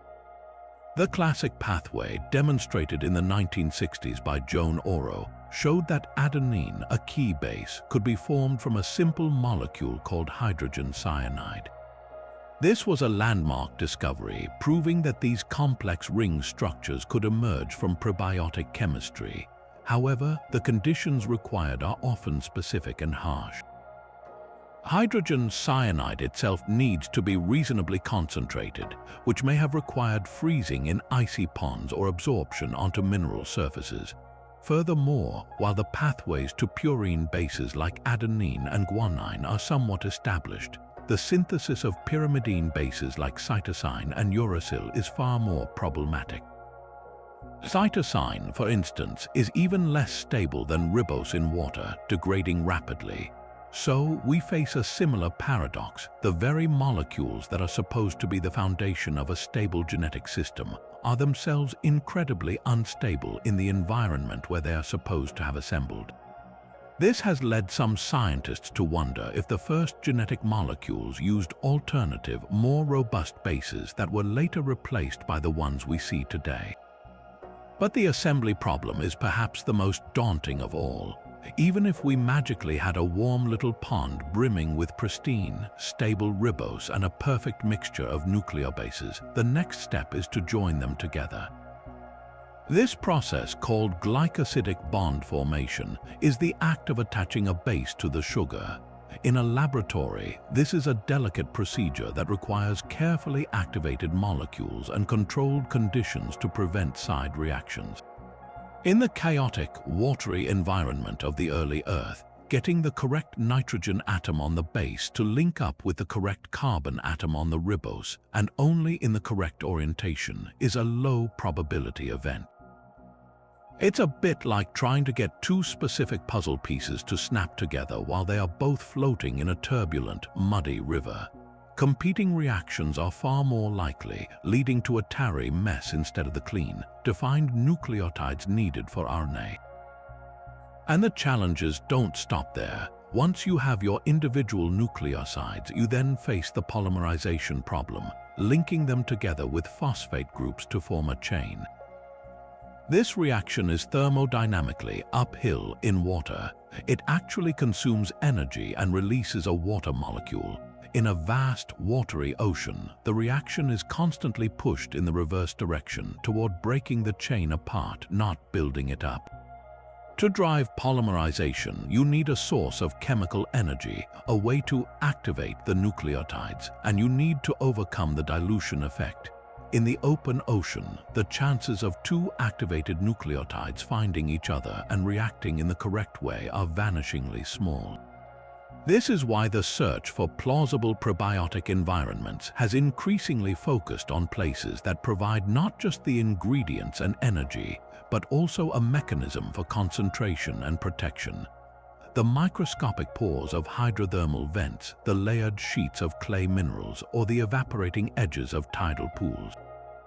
These environments could have acted as natural crucibles, offering surfaces to catalyze the reactions and sheltered spaces to concentrate the fragile products, giving the first clumsy RNA molecules a fighting chance to emerge from the chemical noise. The nucleotide problem is not a single obstacle, but a gauntlet of interlocking chemical challenges, each one testing the limits of what seems plausible and forcing us to think more creatively about the specific planetary conditions that could have made the impossible merely improbable. Faced with the monumental challenges of the classic RNA world, scientists have not abandoned the idea but have instead expanded it into a rich tapestry of competing and complementary theories. The modern view is less about a single, lonely RNA molecule sparking to life and more about an entire ecosystem of molecules learning to cooperate. The classic chicken and egg problem of needing proteins to replicate RNA and RNA to code for proteins begins to dissolve when we consider that the first systems might not have been so specialized. Instead of a single master molecule, what if the very first life was a messy, collaborative partnership? This leads us to the compelling concept of the peptide RNA world, a scenario where short protein-like chains called peptides and rudimentary RNA molecules evolved together, each propping the other up in a symbiotic dance that launched biology. In this co-evolutionary world, neither the peptide nor the RNA comes first. They emerge and evolve in tandem, each solving a critical weakness of the other. Imagine a warm, mineral-rich pore in a hydrothermal vent. Here, simple amino acids, which we know form easily, could have linked up into short peptides. Many of these random chains would have been useless, but some, entirely by chance, might have developed a simple talent. Perhaps the ability to bind a metal ion and act as a primitive catalyst, speeding up a reaction. At the same time, in the same environment, short strands of RNA are also forming, perhaps with the help of clay minerals. On their own, these early RNA strands are clumsy and fragile. But if a useful peptide, say one that stabilizes RNA or helps it fold, happens to be in close proximity, that RNA strand now has an advantage. It lasts longer or it functions slightly better. This creates a feedback loop. The more effective the RNA becomes, the more it might, in some primitive way, help in the replication or stabilization of the peptides that benefit it. This partnership elegantly addresses the most glaring weakness of the pure RNA world, the fact that modern protein synthesis relies on an incredibly complex machine, the ribosome, which is itself partly made of RNA. This isn't just a quirky detail, it's a profound clue. It suggests that proteins and RNA have been intimately intertwined from the very beginning. The peptide RNA world posits that the first genetic code wasn't the elaborate system we see today, but something much simpler. Perhaps early RNA molecules acted as crude templates, guiding the assembly of peptides in a direct physical way. A specific sequence or shape of RNA might have preferentially attracted certain amino acids, leading to the formation of a specific peptide. This peptide, in turn, might have helped that very RNA molecule replicate or protected it from degradation. This mutual reinforcement creates a primitive form of inheritance, not based on a sophisticated genetic code, but on physical and chemical affinities. It's a world where molecules are just beginning to learn how to work together, and that cooperation itself becomes the driving force for increasing complexity. But what if the problems with RNA's instability and difficult synthesis are not just hurdles to be overcome, but a sign that we are looking at a refined, advanced model and not the original prototype? This provocative question fuels another major branch of thought: the idea that RNA was not the first genetic molecule, but was itself the product of an earlier, simpler world. This is the hypothesis of a pre-RNA world, an era where life used a different, more robust molecule to carry information, a molecule that was later replaced by the more versatile but finicky RNA.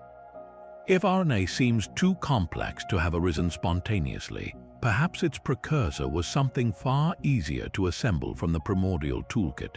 The search for this ancestral molecule has led scientists to explore a fascinating array of alternatives, often called XNA or xenonucleic acids. The key idea is to change the backbone. RNA's backbone is made of alternating ribose sugar and phosphate groups. What if a different sugar or no sugar at all was used? One prominent candidate is peptide nucleic acid or PNA. In PNA, the entire sugar-phosphate backbone is replaced by a structure made of peptides, the same molecules that form proteins. This is a stunning hybrid. It has nitrogenous bases like RNA, allowing it to store information and pair with other strands, but its backbone is made of sturdy, readily available amino acids. PNA is also electrically neutral, unlike the negatively charged RNA, which means it wouldn't be repelled by other strands, potentially making template-based copying easier in an early world without sophisticated enzymes. Laboratory studies have shown that PNA can indeed form stable double helices and can even transfer information to and from RNA, acting as a potential bridge between a peptide world and the RNA world. Another compelling candidate is threose nucleic acid or TNA. Instead of the 5-carbon sugar ribose, TNA uses a 4-carbon sugar called threose. Why is this significant? Threose is a simpler molecule, and it is actually a product of the same formose reaction that creates ribose, often forming more readily and being more stable. A TNA backbone is also more flexible than RNA's, which might have allowed it to fold into catalytic shapes, performing the enzymatic roles of ribozymes. Most importantly, researchers have demonstrated that TNA can cross-pair with RNA and DNA, meaning information could be transferred from a TNA world into an emerging RNA world. This makes it a plausible evolutionary stepping stone. The theory suggests that life might have first learned the tricks of genetics and catalysis using a hardy, simple molecule like TNA or PNA. Then, once these systems became more established, the more complex but also more functionally powerful RNA could have emerged and eventually taken over, relegating its predecessor to extinction. We would see no trace of this first genetic system today because it was entirely supplanted, just as we see no trace of the earliest, clunky personal computers that paved the way for the sleek devices we use now. This expansion of the RNA world framework doesn't stop with single precursors. Some researchers imagine an even earlier stage, a kind of molecular free-for-all that has been dubbed the prebiotic chemist's nightmare, or more optimistically, the virus world. In this view, the earliest stages of life were not dominated by a single type of molecule, but were a diverse community of many different replicating entities, short RNA strands, PNA, TNA, and other molecular systems, all competing for resources and space. This would have been a period of intense, chaotic experimentation at the molecular level. Most of these early replicators would have been dead ends, but through a process of molecular natural selection, the most efficient and stable systems would have won out.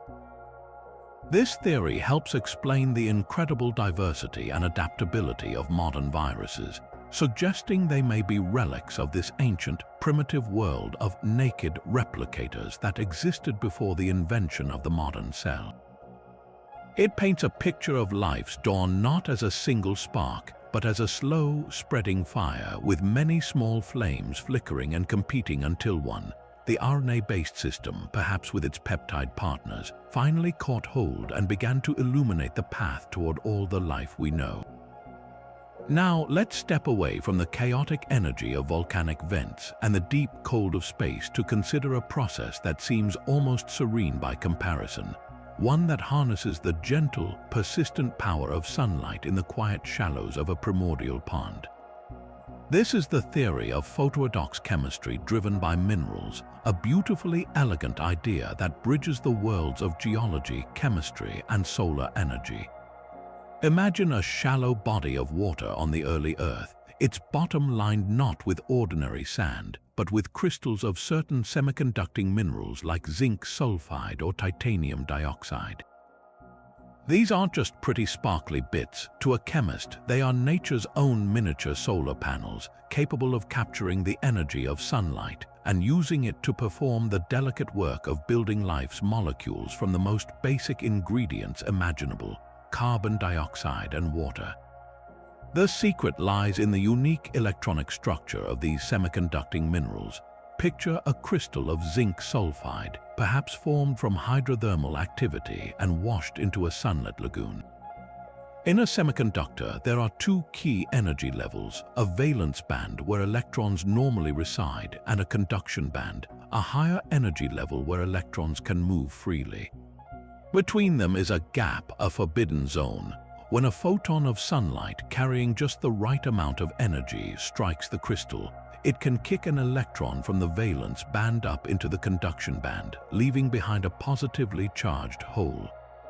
This creates what's called an electron-hole pair, a tiny, separated packet of potential energy.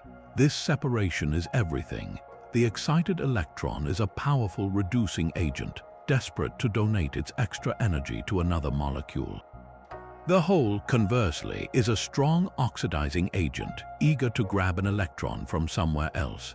This simultaneous push and pull is the engine of photoredox chemistry, and it all happens on the surface of the crystal, activated by nothing more than daylight. This setup provides an incredibly efficient way to drive the most fundamental reaction for life: carbon fixation. Carbon dioxide is an exceptionally stable molecule. It's the ash of biological fires, and convincing it to react and form the carbon-carbon bonds that are the skeleton of life is notoriously difficult. But on the sunlit surface of a zinc sulfide crystal, the process becomes almost graceful.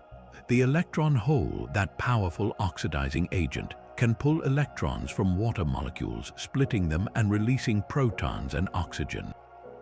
Meanwhile, the excited, high-energy electron can be forced directly onto a molecule of carbon dioxide. This addition of an electron makes the carbon dioxide far more reactive, destabilizing it and priming it to accept protons and form new bonds. Step by step, photon by photon, this process can reduce carbon dioxide into simple organic molecules like formic acid, formaldehyde, or methanol.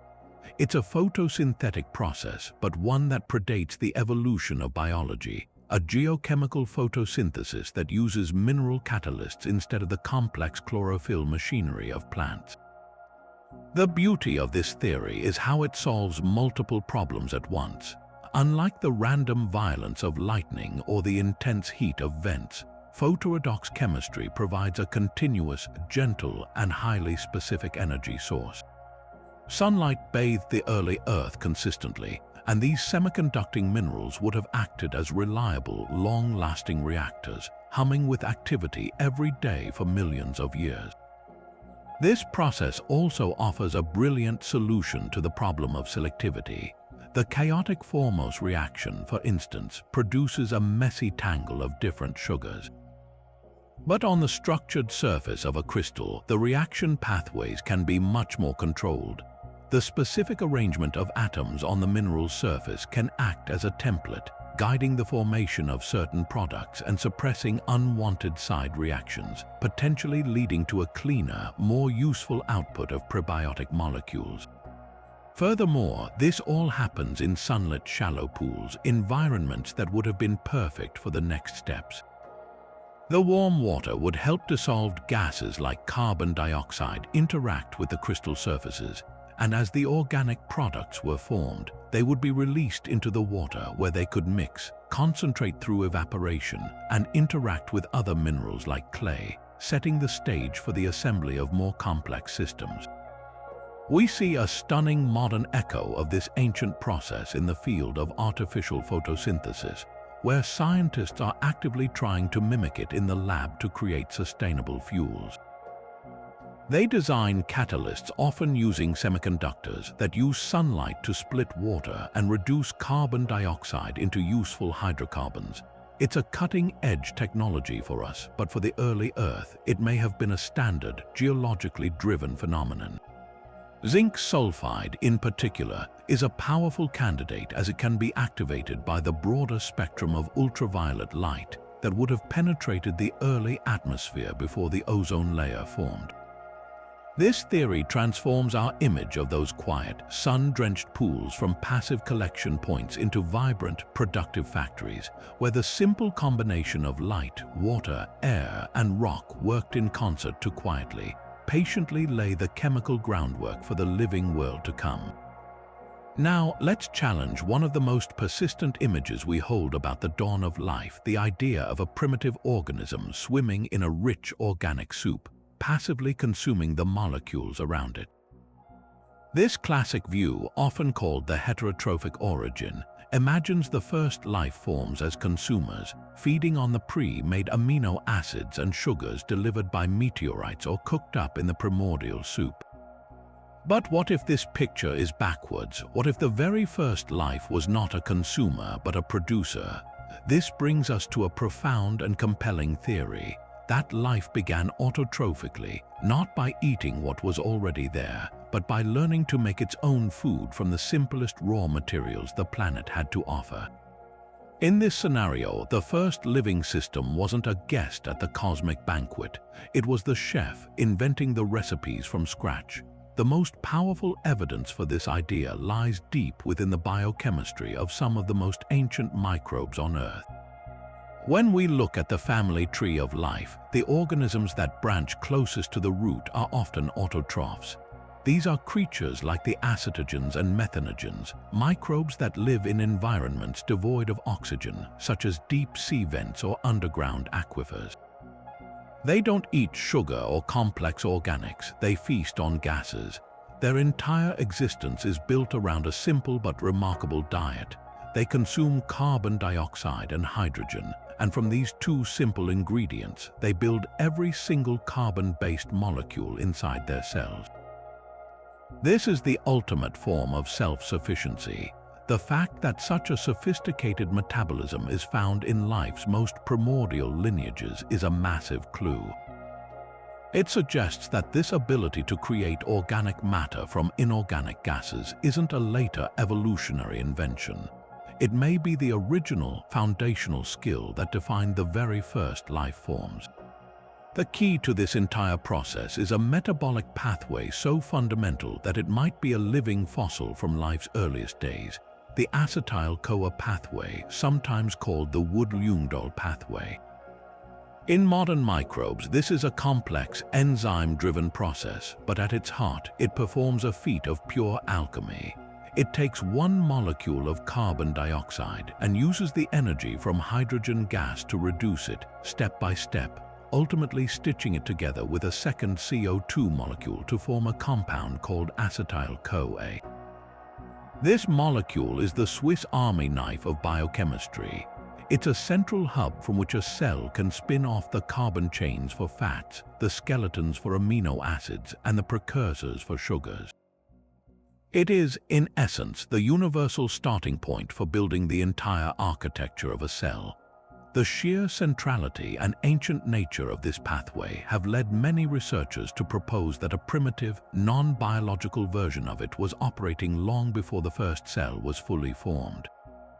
So how could such a complex process get started without any of the sophisticated enzymes that run it today?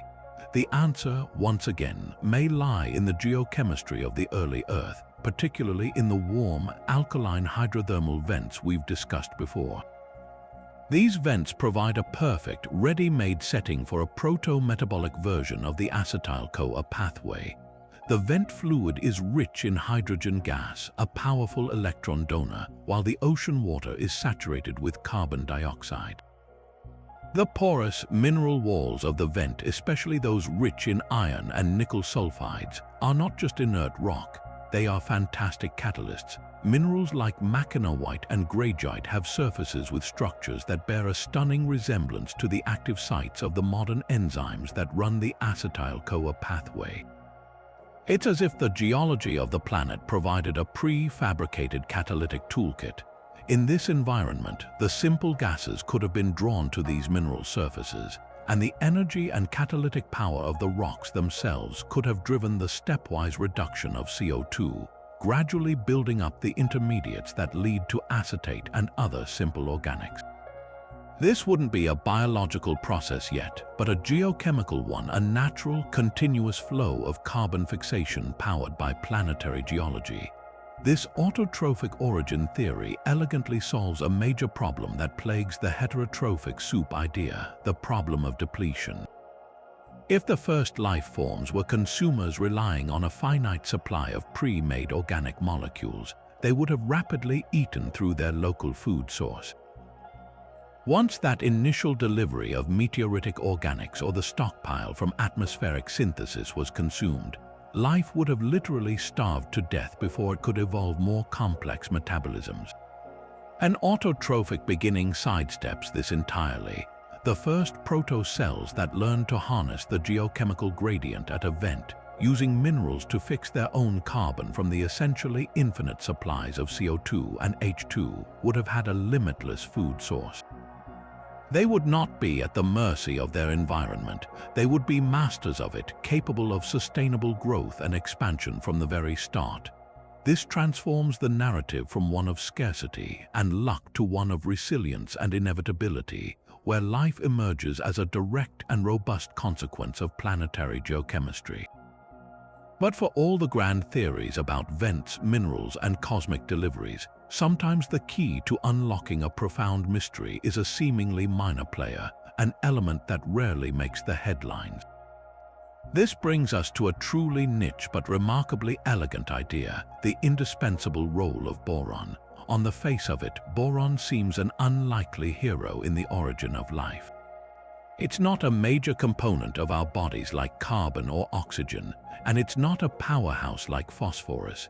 Yet, this humble element may have held the solution to one of the most vexing problems we've discussed, the profound instability of ribose, the sugar that forms the very backbone of the RNA molecule. Remember the Formose reaction, that chaotic process that produces a messy mixture of sugars where ribose is both a minor product and notoriously short-lived.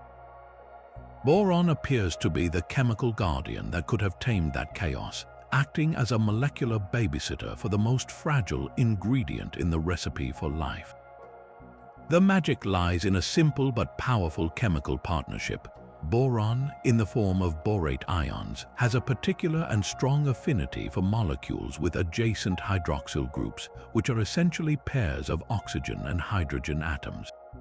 Ribose, with its specific 5-carbon ring structure, is perfectly configured to offer just the right arrangement of these groups.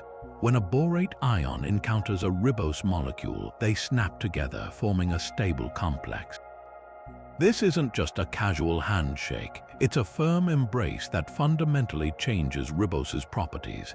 In the lab, when scientists add borate minerals to the tumultuous Formose reaction, something incredible happens. The borate doesn't stop the reaction, it guides it. It acts as a kind of molecular filter, selectively binding to the ribose as it forms and effectively plucking it out of the destructive chemical frenzy. The borate-ribose complex is far more stable than ribose alone, shielding it from the rapid degradation that would otherwise see it decompose into a tarry mess in a matter of days or weeks. This stabilization transforms the narrative from a desperate race against time into a geologically plausible process where ribose could accumulate and persist long enough to be used. Of course, for this to work on the early Earth, there had to be a reliable source of boron. This is where the cosmic connection comes in, linking this theory back to the grand story of celestial delivery. While boron is not overly abundant in Earth's crust, it is found in certain types of meteorites. More importantly, on the primordial Earth, it would have been concentrated in specific geological settings through entirely natural processes. The most likely candidates are certain types of clay-rich sediments, and most intriguingly, in the precipitates from hot springs and geysers in volcanic regions.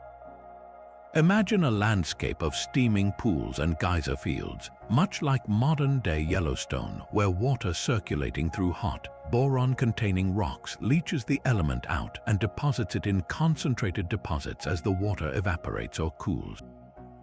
These environments would have been perfect probiotic laboratories. They provided the heat and minerals to drive reactions, the clays to catalyze assembly, and now, with the presence of borate, a built-in mechanism to stabilize the most critical and delicate product of all. A warm, borate-rich, evaporating pond becomes a compelling candidate for a real-world RNA nursery, a place where the odds of assembling those first long chains were dramatically improved. The implications of this are profound, though it's important to see boron not as a solitary answer, but as a crucial facilitator in a broader, interconnected network of processes. It doesn't replace the need for other components. You still need to form the nucleobases and find a way to link everything together with phosphate. What it does is solve the single biggest bottleneck in the pre-RNA world, the sugar problem. By providing a natural, geologically plausible way to corral and protect ribose, the boron theory removes what many saw as an insurmountable barrier to the spontaneous emergence of RNA. It suggests that the early Earth was not just a random chemical playground, but a planet equipped with specific, functional microenvironments that were pre-configured to overcome the individual hurdles on the path to complexity. In this light, boron is more than just an element.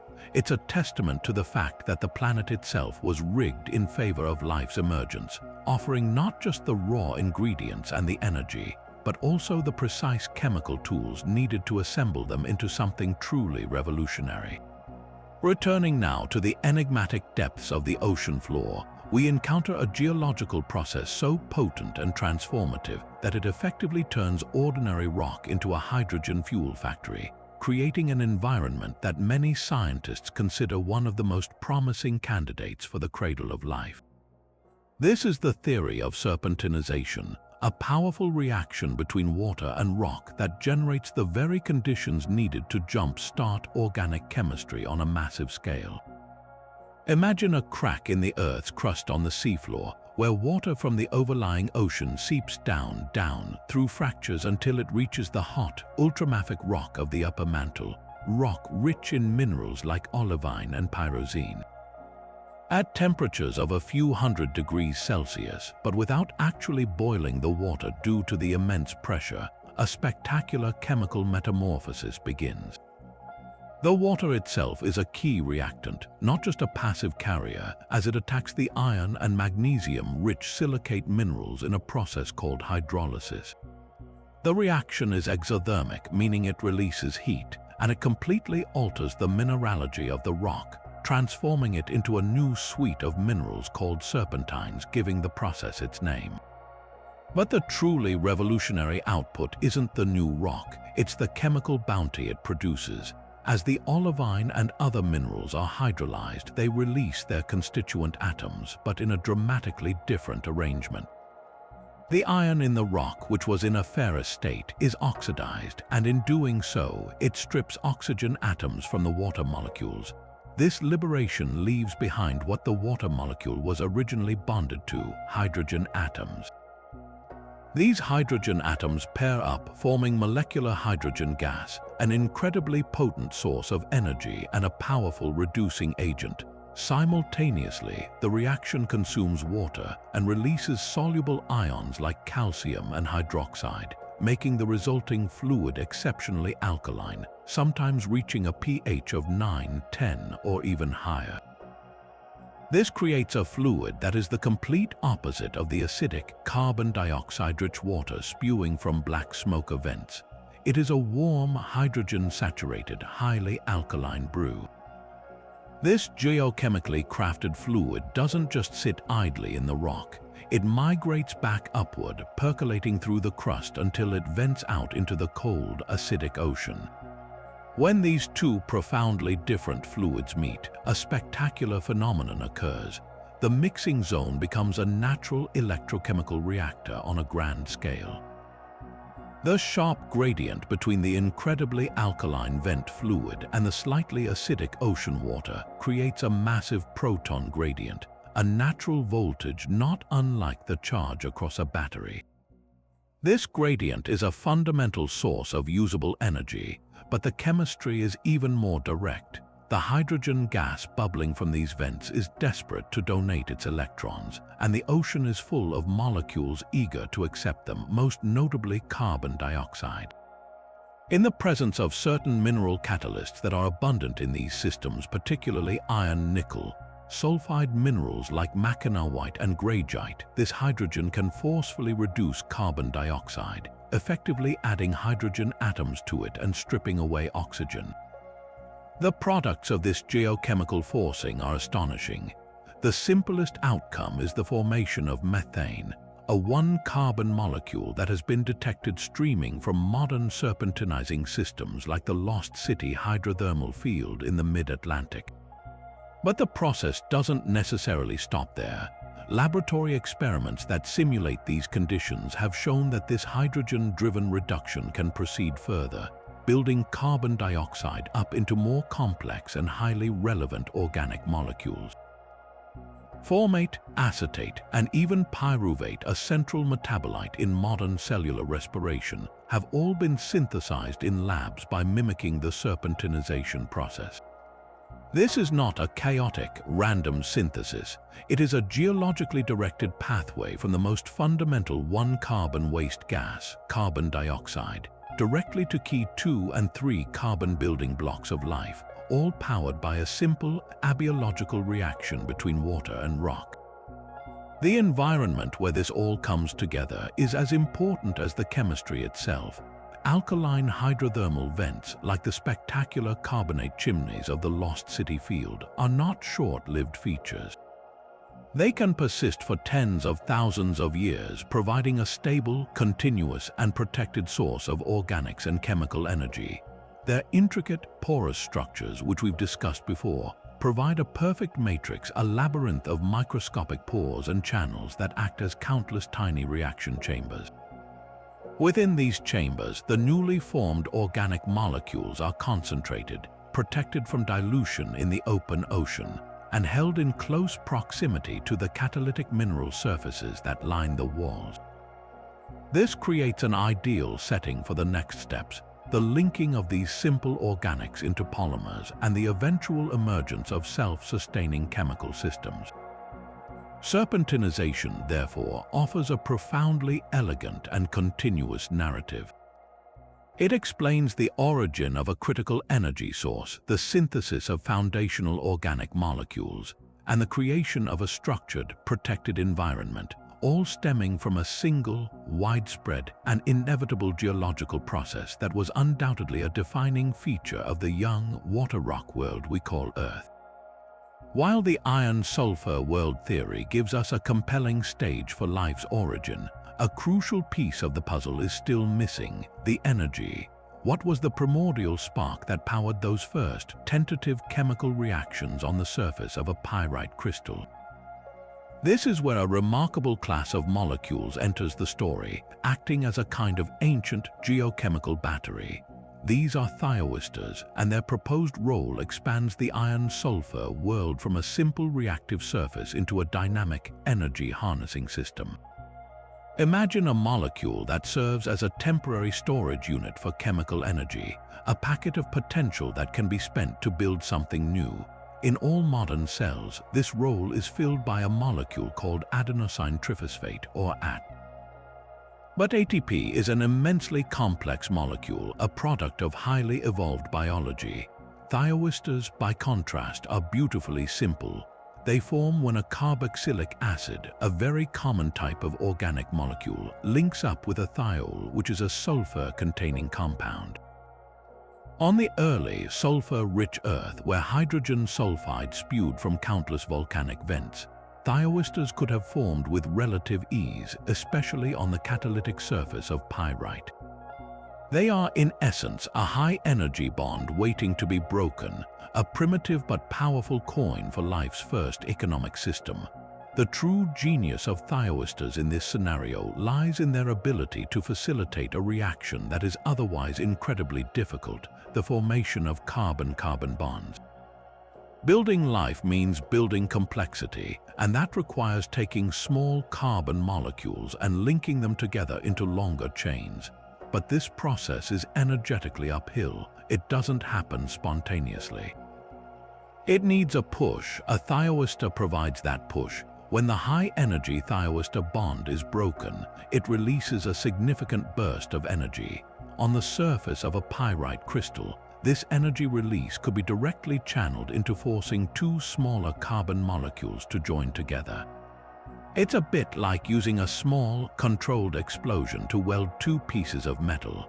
The thioester provides the concentrated force needed to forge a new, stronger connection.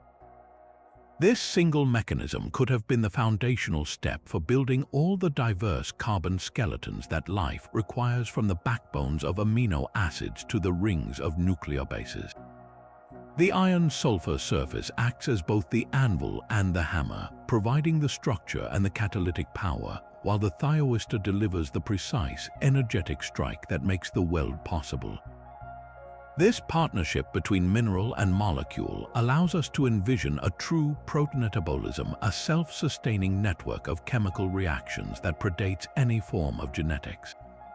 Picture a sprawling, two-dimensional chemical tapestry woven directly onto a pyrite crystal. In one region, simple gases like carbon dioxide and hydrogen are being converted into acetate, forming a thioester derivative. This thioester then diffuses across the crystal surface until it encounters another simple molecule. Driven by the energy released from the thioester bond, they fuse, creating a slightly more complex compound like a 4-carbon chain. This new molecule itself might then react further, perhaps getting funneled into another part of the network to be elongated or transformed. This isn't a random soup of reactions. It's an organized flow, a primitive circulation system where energy harvested from the geochemical formation of pyrite itself is captured, stored in thioesters, and then strategically spent to build ever greater chemical complexity. The system grows not by replicating a code, but by expanding its own reaction pathways, exploring which sequences are most stable and efficient at harnessing the local energy gradient. The most compelling evidence for this idea isn't just found in lab simulations. It's etched into the core machinery of every living cell on Earth today. The brilliant biologist Christian de Duve, who championed the role of thioesters, pointed to a profound molecular fossil.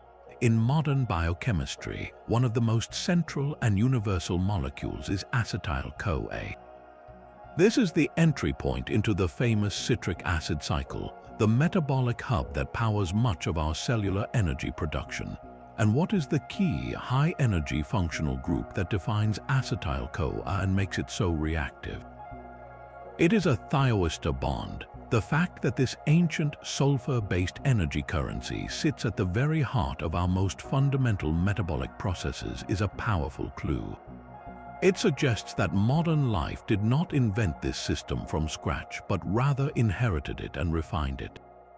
The iron-sulfur world, powered by thioesters, may have established the core economic principles of biology: how to earn, save, and spend chemical energy, principles that every organism still follows billions of years later, a testament to a partnership between rock and molecule that began in the deepest depths of time. And so we arrive at our 30th and final theory, one that shifts our gaze from the specific chemical crucibles to the grandest canvas of all, the cosmos in its entirety. This is not a theory about a particular mechanism or environment, but a profound philosophical perspective on the very nature of reality. It's the cosmic probability argument, an idea that suggests that within the staggering immensity of our universe, the emergence of life's building blocks was not a miraculous fluke, but a statistical certainty. The sheer scale of existence all but guarantees it. Think of our observable universe containing an estimated 200 billion galaxies, each one home to hundreds of billions of stars, many of which are orbited by planets. Across nearly 14 billion years of cosmic evolution, that amounts to an almost unimaginable number of opportunities, an incalculable number of chemical laboratories in the forms of nebulae, protoplanetary disks, and planetary surfaces, all operating under the same universal laws of physics and chemistry. In such a vast and ancient arena, even the most improbable of events become not just possible, but downright likely to occur countless times. This line of thinking leads us directly to the anthropic principle, a fascinating and sometimes controversial concept that forces us to consider our own place in the cosmos. In its simplest form, the principle observes that the universe we are capable of observing must be compatible with our existence as observers. We shouldn't be surprised to find ourselves living in a universe with properties that allow for life, because if it were any different, we wouldn't be here to question it in the first place. When we look at the fundamental constants of nature, the strength of gravity, the force binding atomic nuclei, the specific properties of carbon and water, they all appear exquisitely fine-tuned to permit the complexity we see around us. If any of these values were even slightly different, stars might not burn, carbon might not form in stellar furnaces, and complex chemistry would be impossible. The cosmic probability argument takes this fine-tuning and runs with it, proposing that the universe's parameters are set to precisely the right values to make chemistry, and therefore life, a natural and widespread outcome of cosmic evolution. Of course, this perspective invites a powerful counterargument.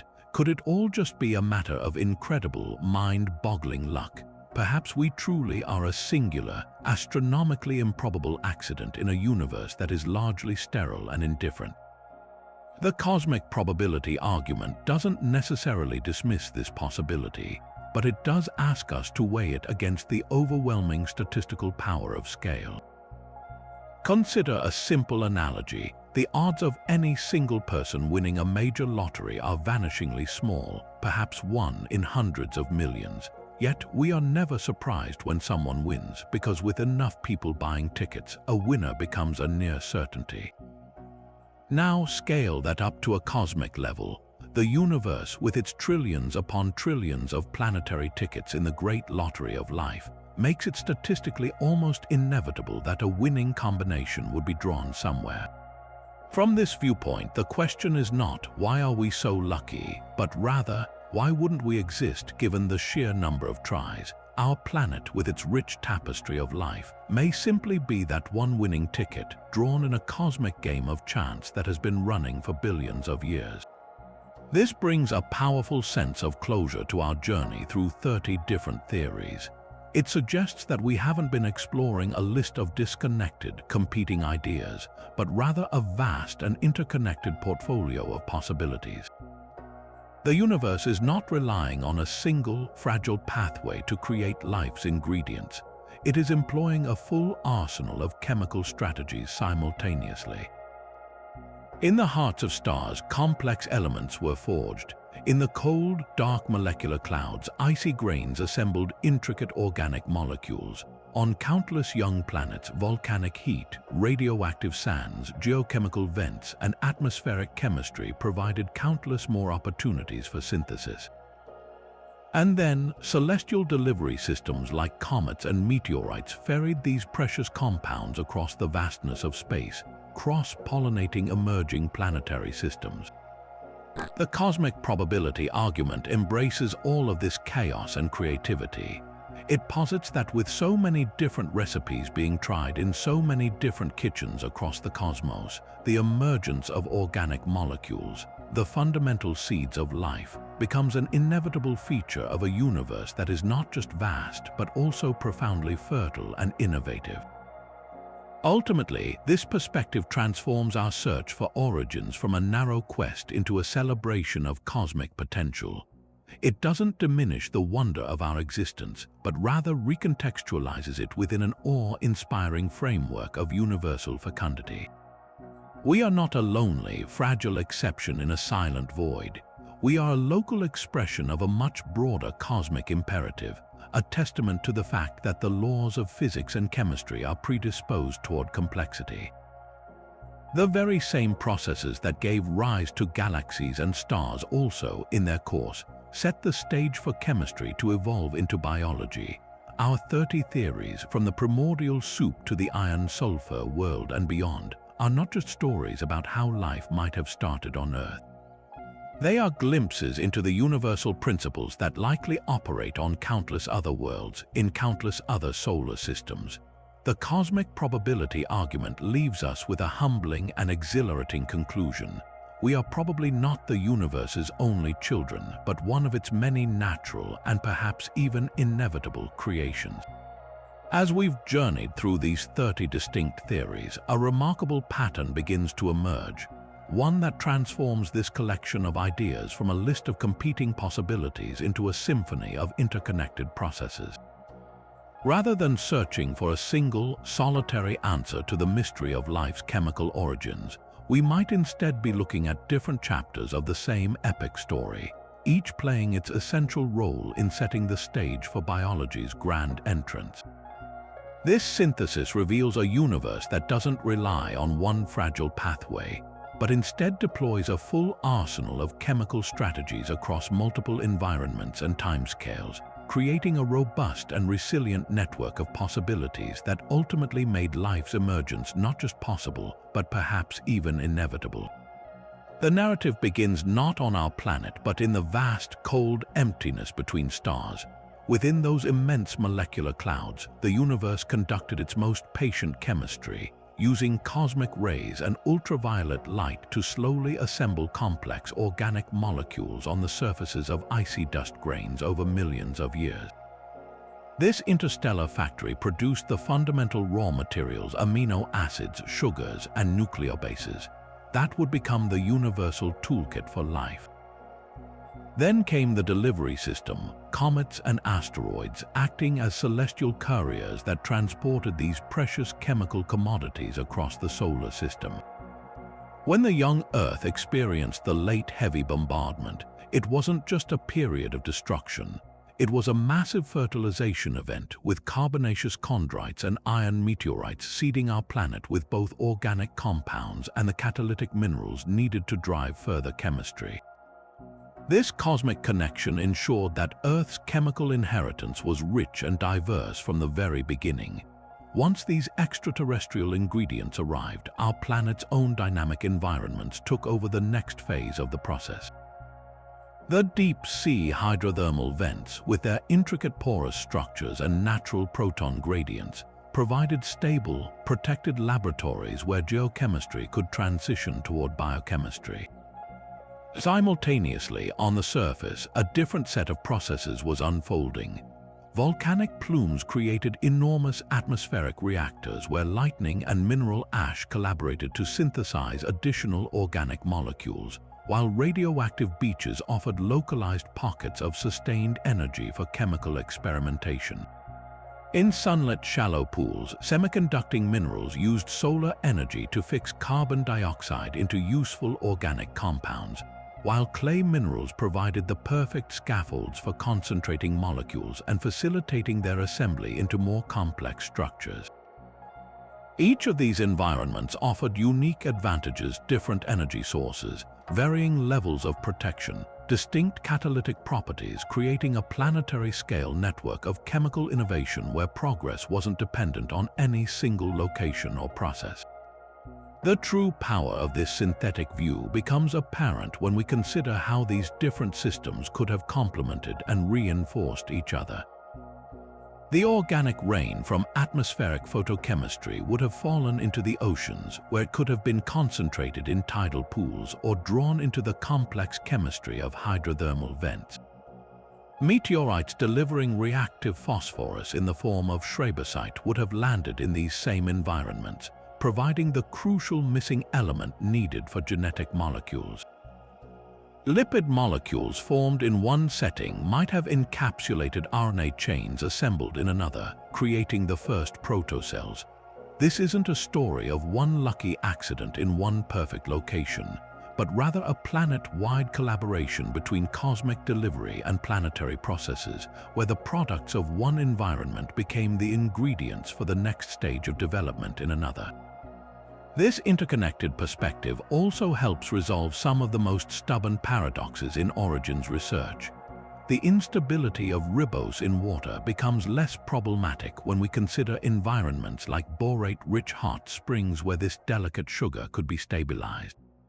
The difficulty of nucleotide assembly is mitigated by the presence of catalytic mineral surfaces in hydrothermal vents and clay deposits.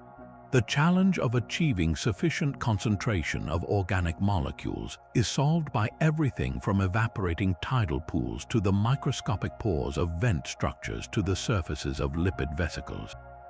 Each theoretical hurdle that seemed daunting when considered in isolation finds potential solutions when we view early Earth as an integrated system with multiple redundant pathways toward complexity. What emerges from this synthesis is a vision of a planet perfectly primed for life's emergence, not through miraculous coincidence, but through the convergence of universal physical and chemical processes. The same principles of thermodynamics that governed stellar formation also drove the chemical evolution toward complexity on planetary surfaces.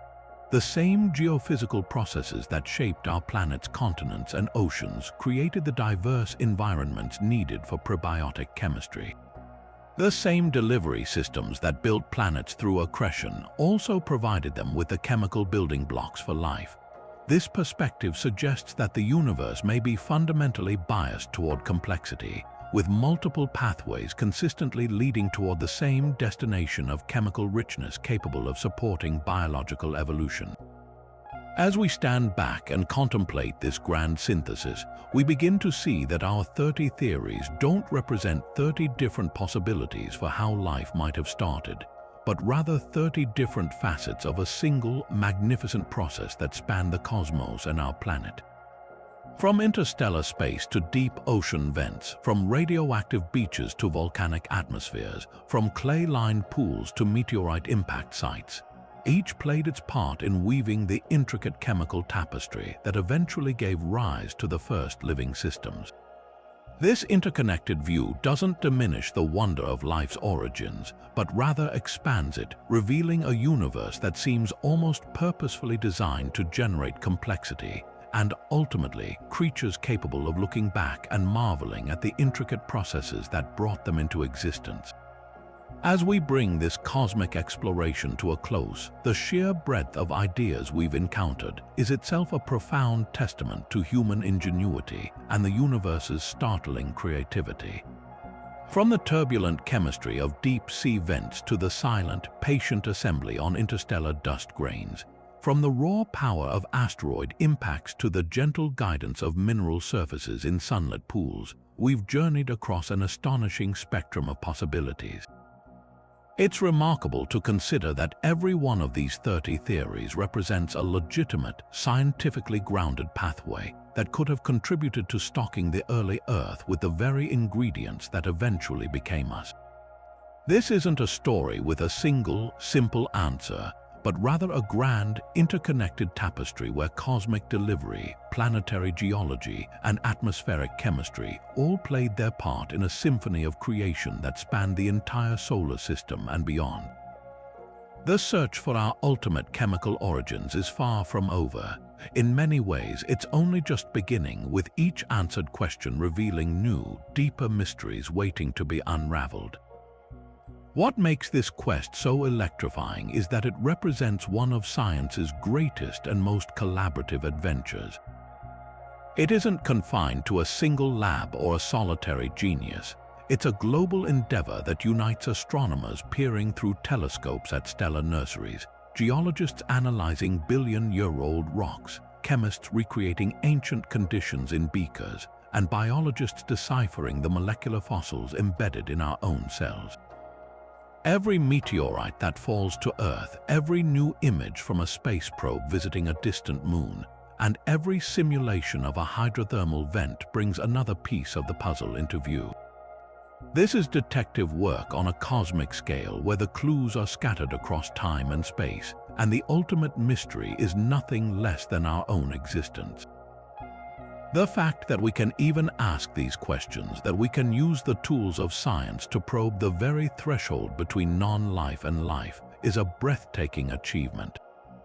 Now we turn the question over to you.